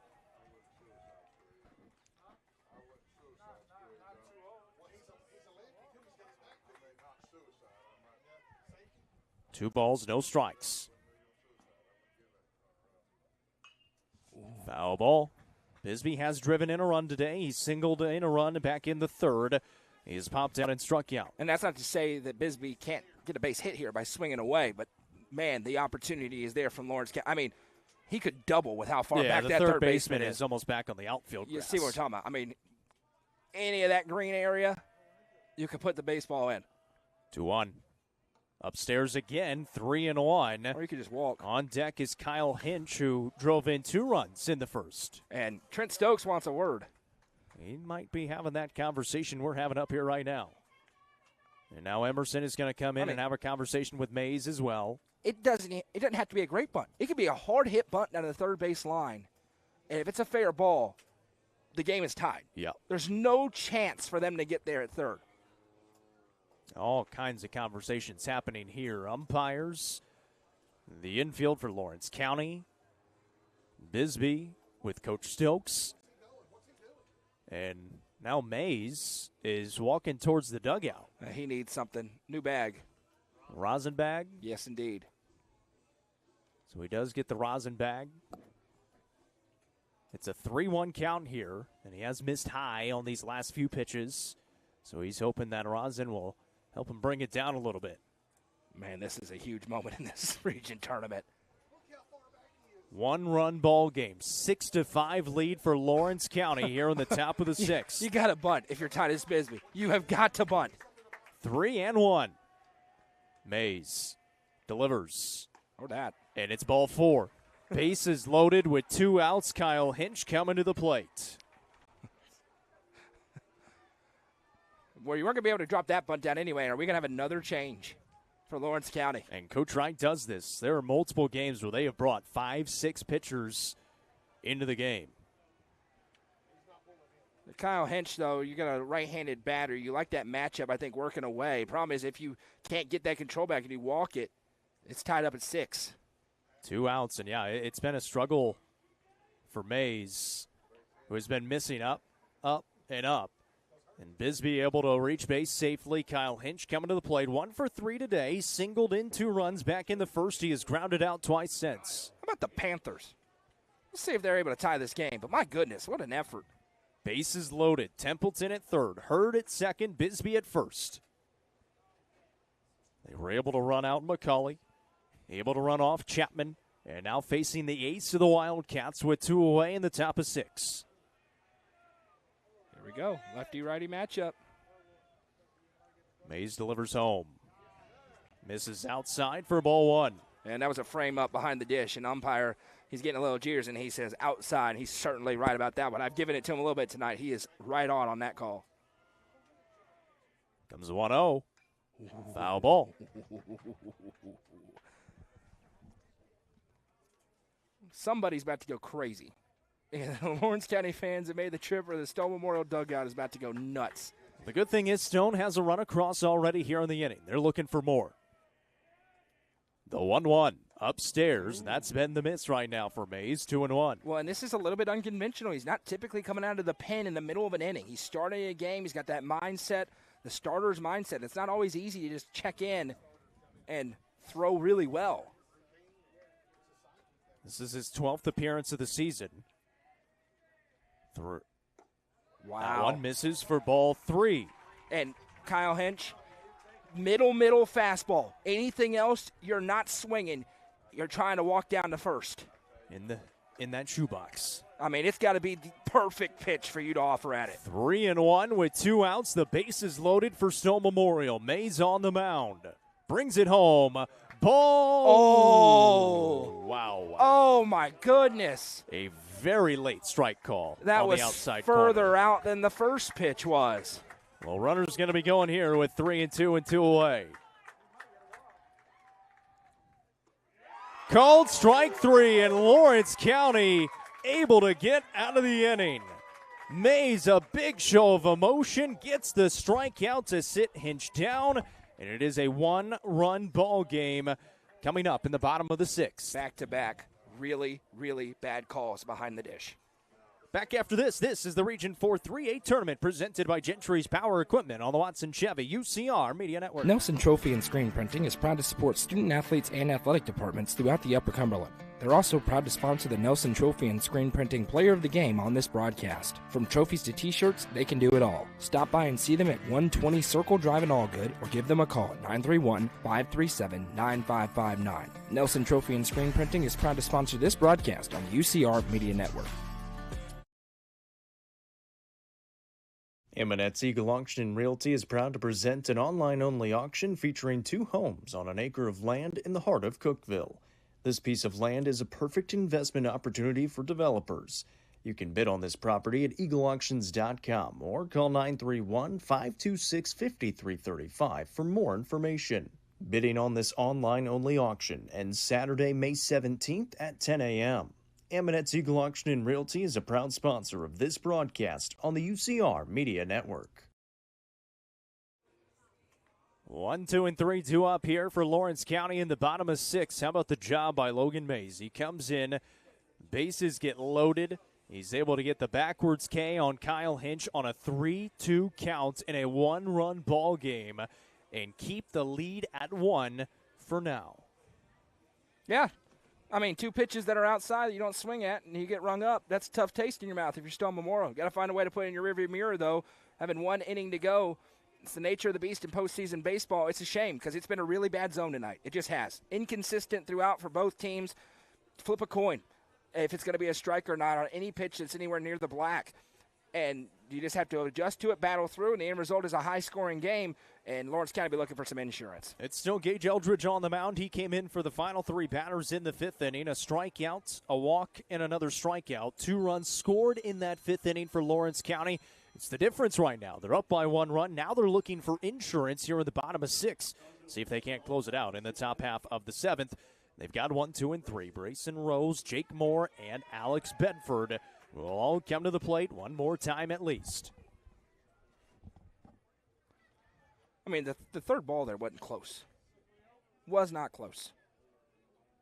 I was already calling it ball 4. That one's up and out. I've been nice this year. We've had good games behind the plate. It's a shame we have not had it tonight. 1-0. Popped up and out of play. And to your point, it's been both ways. It hasn't just been one-sided either. Yeah. It's been inconsistent the whole way through. If it's on that outside part of the plate, especially to righties, we have no idea. And that's a bases-loaded situation with 2 outs in a region semifinal. This isn't March 28th in a non-district game. 2-1 here to Rose, who has reached base safely twice. He singled in the 1st, walked in the 4th. He grounded out to second, back in the 2nd. Here's the 2-1. This one hit hard to left center. That's going to be down, and this is going to be extra bases. Rose turns at first. He's looking for 2. Throw coming in, and he is into second easily with a leadoff double. Yeah, it's a great piece of hitting there, and Stone has to be cautious here and not allow what we see all the time. Things don't go way in the top half of an inning, and you fall apart in the bottom half. Not saying that's what Stone does, just what happens in baseball. Got to caution yourself, get ready to play, because this is a very, very good top half of the Wildcats order. Yeah, no matter what, you're facing these 3. Can you record a couple of outs or record an out before you face Alex Bedford? Jake Moore steps in. The Vols won tonight against Vanderbilt. There you go. We always win on Fridays. Saturday and Sunday where interesting things happen for the Volunteers. Jake Moore walked his last time. 0 for 2 so far with a couple of, a foul out and a fly out. That one is going to hit him right in the back. He was showing bunt, and it's going to be runners on 1st and 2nd. And a visit to the mound. Yeah, it's time to come get him. You don't want to wave the white flag here if you're Trent Stokes. You got to find a way. We'll see if he's going to make a change or not, but knowing the challenge, Bedford faced a new pitcher, or we thought was going to face a new pitcher's last time up. He didn't. suspect he may this time, but I've been surprised before by Trent Stokes. And it is going to be a change, a call to the bullpen, we believe. Yes, it is a call to the bullpen for Stone Memorial. Back after this. Amonette's Eagle Auction and Realty is proud to present an online-only auction featuring prime pieces of land near Center Hill Lake. 6 individual lots could be yours in the coveted Silver Point Resort Lake community. You can bid on these properties at eagleauctions.com or call 931-526-5335 for more information. Bidding on these online-only auctions ends Thursday, May 15th at 10 a.m. Amonette's Eagle Auction and Realty is a proud sponsor of this broadcast on the UCR Media Network. Watson Chevrolet is proud to present the area's best selection of new and pre-owned cars, trucks, and SUVs. Watson Chevy's staff of experts are ready to get you into your next vehicle with unmatched service and knowledge. Stop in at 2350 Cookeville Highway and test drive the all-new Chevy Trax or Silverado today. And remember, don't buy till you see Jason Fye. Watson Chevy is proud to be the presenting sponsor of the UCR Media Network. The Quality Family, a local company supporting and caring for our local communities. The Quality Family offers services to get you back to the game. From bracing to oxygen and everything in between, we can meet your medical equipment needs with Buckeye Home Medical Equipment. If you have an in-home need for strength and conditioning, for example after a surgery or injury, Quality Home Health is available to provide individualized care while you are on the mend. For those with end-of-life diseases, Quality Hospice is available to provide nurturing care during those difficult times. Choose the Quality family of services for care within your community. Visit thequalityfamily.com to navigate all we have to offer you. It's another call to the bullpen for Stone Memorial. After Gage Eldridge comes Schaefer Sinton in from the left field spot onto the mound in a tough spot. First 2 runners have reached, first and second, and coming to the plate is Alex Bedford, the UT commit. This game is absolutely not over, but it could be in a hurry if you make a big mistake to Bedford, because Stone's been all over the base paths. They've scored in 4 different frames in this game. You could score in the top half of the 7th, but you need to score 1 to tie. You don't need 4 to tie, and that's exactly what Bedford can do. Schaefer Sinton going to try and keep it away from him, see if you can record it out, see if you can get a double play. You'd love it, but no, you don't want to make the huge mistake that leads to the long ball. He's been held in check to this point. Couple of flyouts, a walk, and a run scored. And normally, if you see that from Alex Bedford, you feel really, really good about your chances, but it's been the rest of the lineup for Lawrence County. Well, if you just blurred out the runs, you said Stone has 11 hits, only 1 error in the field. The opponent has 7 hits. Stone's winning. They're not. There's a 4 spot in the bottom of the first. That's been a huge difference. That bases clearing triple is standing up right now. You add the 2 more in the bottom half of the last frame, but they're looking for a lot more here in this spot. Bedford steps in, leading the team in runs batted in. 47 of them this season. And that one's in there for a called strike from Sinton. He has flown out twice today to center and left. The 0-1. That one a little too far inside, 1-1. And the problem you have is you don't want to load the bases with nobody out, so you have to throw here. Yeah, I mean, it's Brooks Durham is obviously another very good bat upcoming. Doubt. Check behind the runner. They got him leaning, but the throw just off. And, man, how big of an out that would have been to get Brayson Rose at second base. And Coach is out. He is not happy about that one. That move was awesome. Yeah, Coach Wright, he doesn't go in the third base coach's box. He actually stays in the dugout the whole time. His assistants take care of the base paths. The 1-1. Inside again. 2 balls and a strike now to Bedford. Schaefer Sinton is one of the starters at times for the Stone Memorial team, him and Griffin Templeton. Yeah, you expect him and Templeton to start tomorrow if they're able to play 2. Obviously, that's easier said than done. So he's not going to pitch more than 25. 2-1. Upstairs, 3-1. And then, of course, you have Talon Hurd behind him. Problem for Stone, they really do not want to see Upperman. It just has not been a good matchup for him. It has been fairly tight at times this year, but it's just been tough sledding. Check behind the runner again. Again, they got him leaning. And that was a great play by Templeton to keep that from going into center field. Well, Sinton has that real tall leg kick, and he's able to kind of hold it for a second, and that's why he's getting that lead. And then he just flips around. Haven't been able to get the out, but it's a couple of really nice moves. 3-1 to Bedford at the plate. Sitton brings it home. Fouls it off. 3-2. Elevated the fastball that time. So now you've got Alex Bedford at 3 balls and 2 strikes. The last time he had that, he walked. And he came around to score on the bases clearing triple by Logan Clayton. Nobody out here in the 6th. And Sitton will step off. Hey, we want to thank Gentry's Power Equipment, your hometown steel and Exmark dealer, been the presenting sponsor of our postseason coverage here at UCR. Just visit them tomorrow for your outdoor power equipment needs. Payoff. Misses inside and almost brushed him off as well. It's going to be bases loaded with nobody out. Brooks Durham, the cleanup batter, coming to the plate. And yet not the worst case scenario against Alex Bedford. But now you got to hunker down, get some outs one way or the other. Find a way to keep this where it is at 6-5. Brooks Durham has reached base twice. Fielder's choice in the first, singled in the third. He flew out to center his last time up. He did score a run back in that first inning. Bases loaded with nobody out. And that first one misses for ball 1. Right now, Sitton is struggling to find the strike zone. Not what you need. He comes on in relief of Gage Eldridge, who is relieving Bisbee. The 1-0. Left side of the infield, and that ball is through. 1 run across. Here comes 2. Throw coming home. And everybody is safe. 2 more runs across for Lawrence County, and the lead is 3. And that may be enough. A really nice piece of hitting and a great start to the bottom of the 6th for Lawrence County. They started to time up these pitchers, and it is the one issue for Stone Memorial, that depth of arms that they don't quite have, and that's what really starts to shine through in a region tournament. Obviously, the offense has been there tonight. Just can't get these outs here. They got to find a way to figure it out here in the 6th. Are they going to bring a pinch runner on here for Brooks Durham? Maybe, yes. So Durham will have a runner come on for him. He's second on the team and runs batted in. He's throwing his hands in the air. He's not happy about it. He's saying, come on, coach.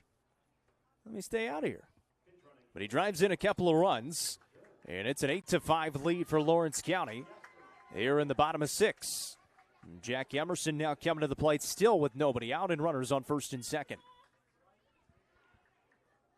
Emerson has reached base twice. He is 2 for 3 with single, double, 2 runs scored, and a run batted in. He has had a great day. And again, now we go back to that defensive play he had, a catch over the shoulder. Absolutely. To keep a run from coming across for Stone Memorial, as this ball is hammered out to left by Emerson on the run and left, and that ball is down.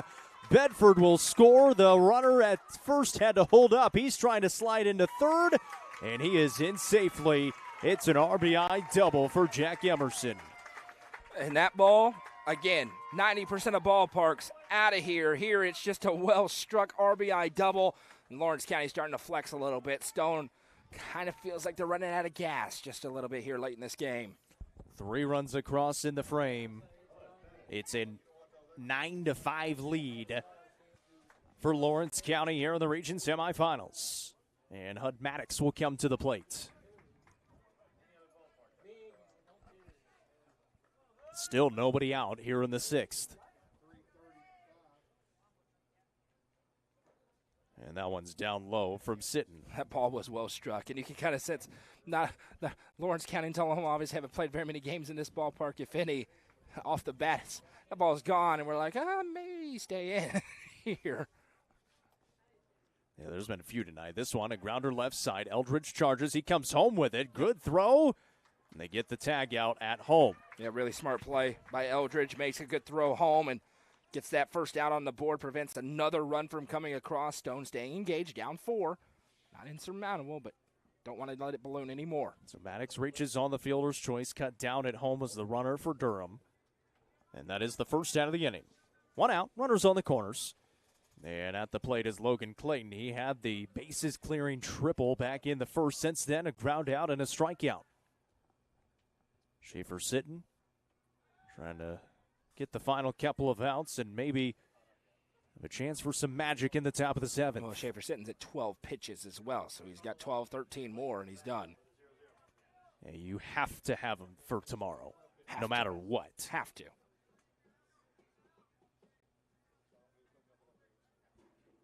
Taking his lead over at first is Maddox.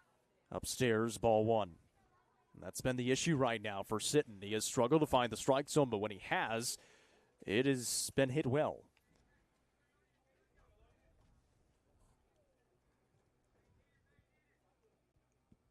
1-0. Runner goes. Hurd, a pump fake, looks to third and just keeps it. That missed upstairs for ball two. Yeah, and you just don't want to risk anything there. You throw down to second. That runner from third's coming home. You're already down 4. Don't gift him anything else. Logan Clayton at the plate now with runners at second and third and 1 out here in the 6th. Sitting out of the windup. Good pitch. Gets it across for strike one. And in the windup now, see if that helps him settle down just a little bit because he needs to find 2 outs in the next 10 pitches. That one's popped up and out of play, and quickly strike two. 2 balls and 2 strikes to Logan Clayton. Life becomes much easier. And bounce back towards us. Life becomes much easier if you throw strikes and you're able to find the zone. Long look in, sitting ready to go. The 2-2 outside. Hurd able to track it down. That kind of like life becomes much easier when you don't top everything with the golf driver in your back. bag. You mean golf. Yes. But in turn also life. Yes. Yeah. No, life becomes much easier. better on your mental health. That's, in my world, that means life. 3 balls and 2 strikes. Swing and a miss. That is a big strikeout for Schaefer Sitton, and the second out of the inning here in the bottom of 6. And he seems much more comfortable out of the windup, and you saw it there, able to rally home, fire home 3 strikes, get the punch out, and keep those 2 stranded in scoring position. Another runner going to come on here for Lawrence County, and they want some more insurance before one final set of ABs for the Panthers. They brought 3 runs across so far. 1 run was cut down at home. It's now runners on second and third with 2 outs. And Cole Schultz is at the plate. He walked his last time up, was left stranded at third base back in the 5th. First pitch swinging, hits it hard out to center field, but Bowman is right there for it.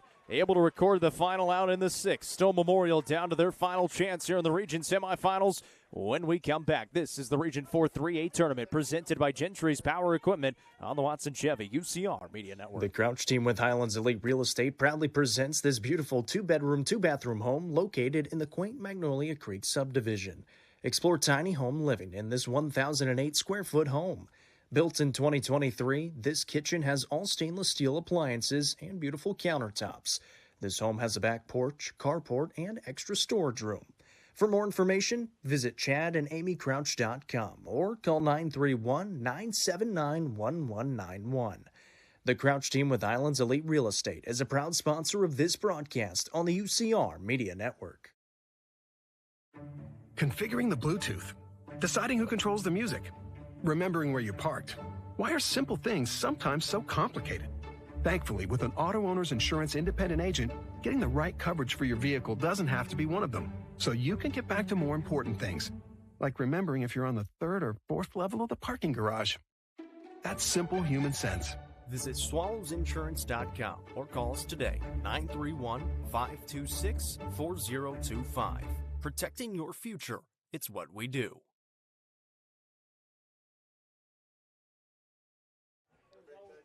It's a 9-5 lead for the Lawrence County Wildcats. Top of 7. Stone Memorial coming to the plate. 6, 7, and 8. Drake Scarborough, Tanner Bowman, and Schaefer Sitton due up here in the 7th. Down by 4 runs. And they're going to be taking on Logan Mays. For now, he's at 14 pitches, so he's only got 11 left. Yeah, we said surely they're not going to burn him in this game. I mean, especially with a 4-run lead. That'd be stunning. But who knows?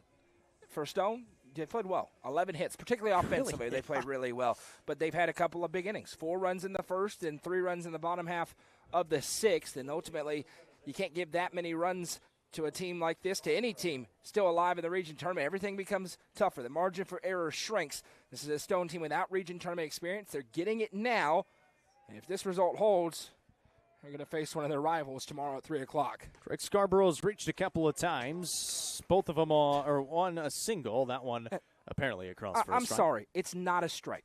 it is not a strike. It is so far outside. The strike zone exists for a reason. If a hitter can't touch it, it's not a strike. I'm about to go off. He got hurt on that in the last inning. And he called that a strike. Did he call it a strike or on the swing? I couldn't quite tell. Looked like he pointed, but either way, it is a strike on the board, 1-2.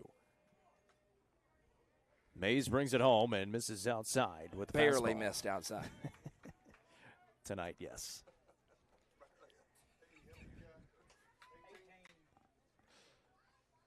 Scarborough leads off here in the top of 7, 2-2. Why not? I mean, sure. Why not? Strikeout for Mays. Nobody can ever accuse of home cooking tonight. I can promise you that. There is no Upper Cumberland cooking going on behind the plate. Not at all. Tanner Bowman steps to the plate. He's been aboard a couple of times. Scored a run. And one out here in the 7th. First pitch swinging out of play. And it is now 20 pitches for Mays. And they are warming somebody up in the bullpen because the baseball just went flying into fair territory. And you almost want to stand there and take if you're Stone right now. Force him to throw strikes. Yeah, 0-1. Because you know the next guy is not going to have this stuff. This is their number one pitcher. So get him out of the game one way or the other. Unless they bring in Truett Kidd, who is their you know what? number 2. We didn't think we were going to see Mays. They may throw Kidd. It's a good point. 0-2. Back up the middle. Oh. Emerson. Throw to first. And he beats it out. Good job by Tanner Bowman. Going to go with the E6, though. Yeah, it was a hard-hit ball, bounced off the chest, and now no choice. You got to come get him at 23 pitches, and we'll see where do they go. Are they going to go to Kidd or somewhere else in the bullpen for Lawrence County? Well, that gives us a chance to step aside. This is the Region 4 3A tournament presented by Gentry's Power Equipment on the Watson Chevy UCR Media Network. Gentry's Power Equipment is proud to be the presenting sponsor of Upperman Athletics on UCR. Located at 755 Buffalo Valley Road in Cookeville, Gentry's Power Equipment is your local steel dealer. With a huge selection of outdoor power equipment, including chainsaws, blowers, trimmers, mowers, pressure washers, and more. They are your local one-stop shop for high-quality equipment. Locally owned and operated, Gentry's Power Equipment is proud to support Upperman Athletics and UCR. Discover this stylish and modern 3-bedroom, 2-bathroom home with an open split bedroom floor plan designed for comfort and convenience. With 3,318 square feet under one roof, plus a bonus room over the garage and 1,400 square foot basement. Located in the Brookstone subdivision, this home is just minutes from Cookeville. The builder is also offering up to 3% in closing cost assistance. Call Sonia Brown with American Way Real Estate at 931-979-7145. Looking for weekend lunch and dinner plans? Since 1971, Nick's Restaurant has been locally owned and operated. From mouth-watering prime rib to delectable ice cream pie, Nick's has it all. Their cozy atmosphere and great service will make you feel right at home. Plus, their banquet space is perfect for any event. Visit them at 895 South Jefferson Avenue or online at nickscookville.com. Nick's Restaurant is a proud sponsor of this broadcast on the UCR Media Network.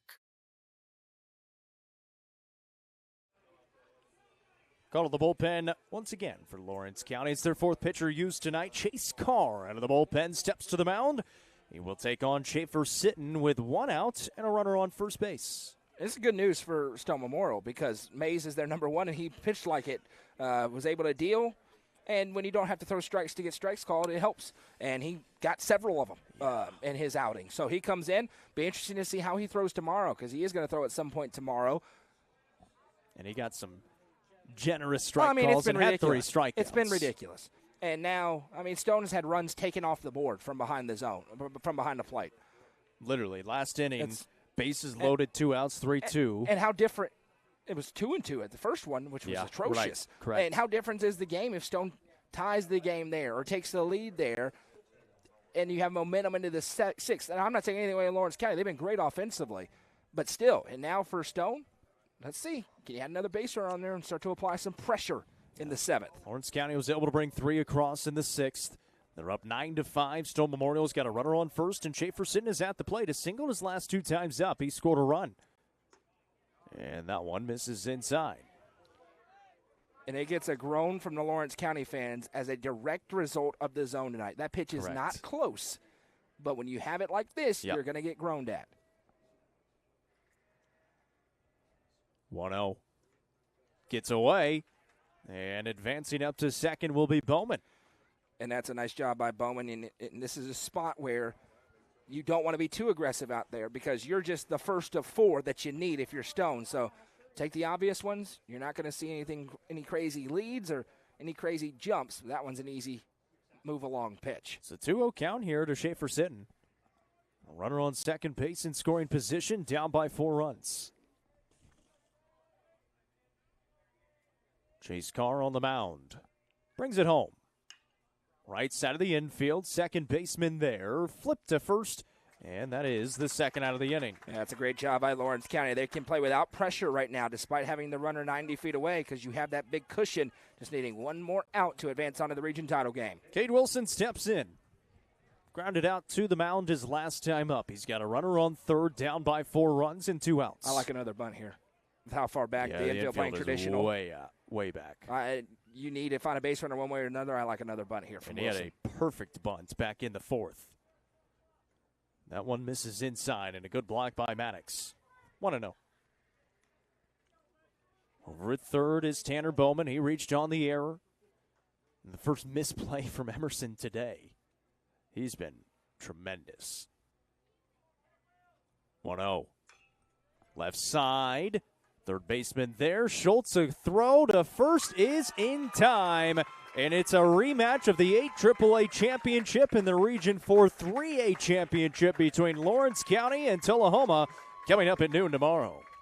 Well done by Lawrence County. Really set the tone early despite going down 2-0. They get that bases clearing triple.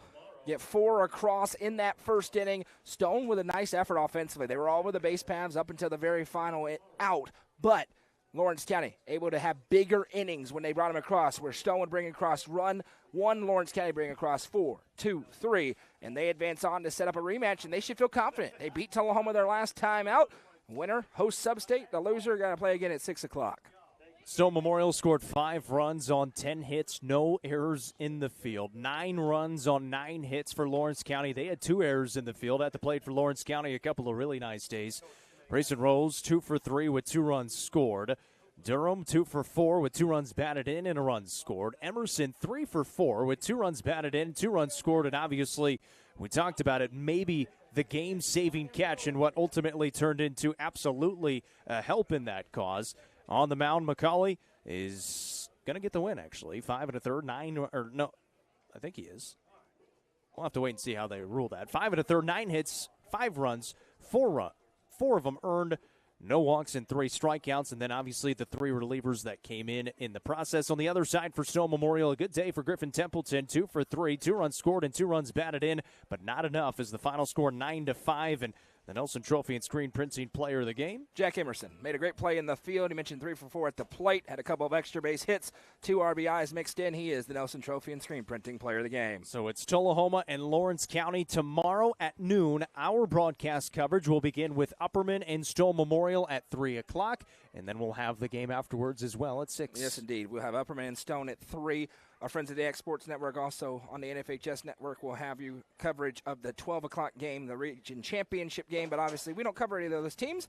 And since our friends from Lawrenceburg are here, they'll take the reins on that. And then we will return to the Jeff P.D. Goolsby press box for all the action at 3 o'clock. Appreciate everyone who has tuned in today. Michael Lindsay was out here today. Tune in to UpperCumberlandReporter.com. Coming up in just a little bit for a full recap of both games today. He was out at some softball action, some earlier baseball action as well, out at Gordonsville High School. For Noah McCann,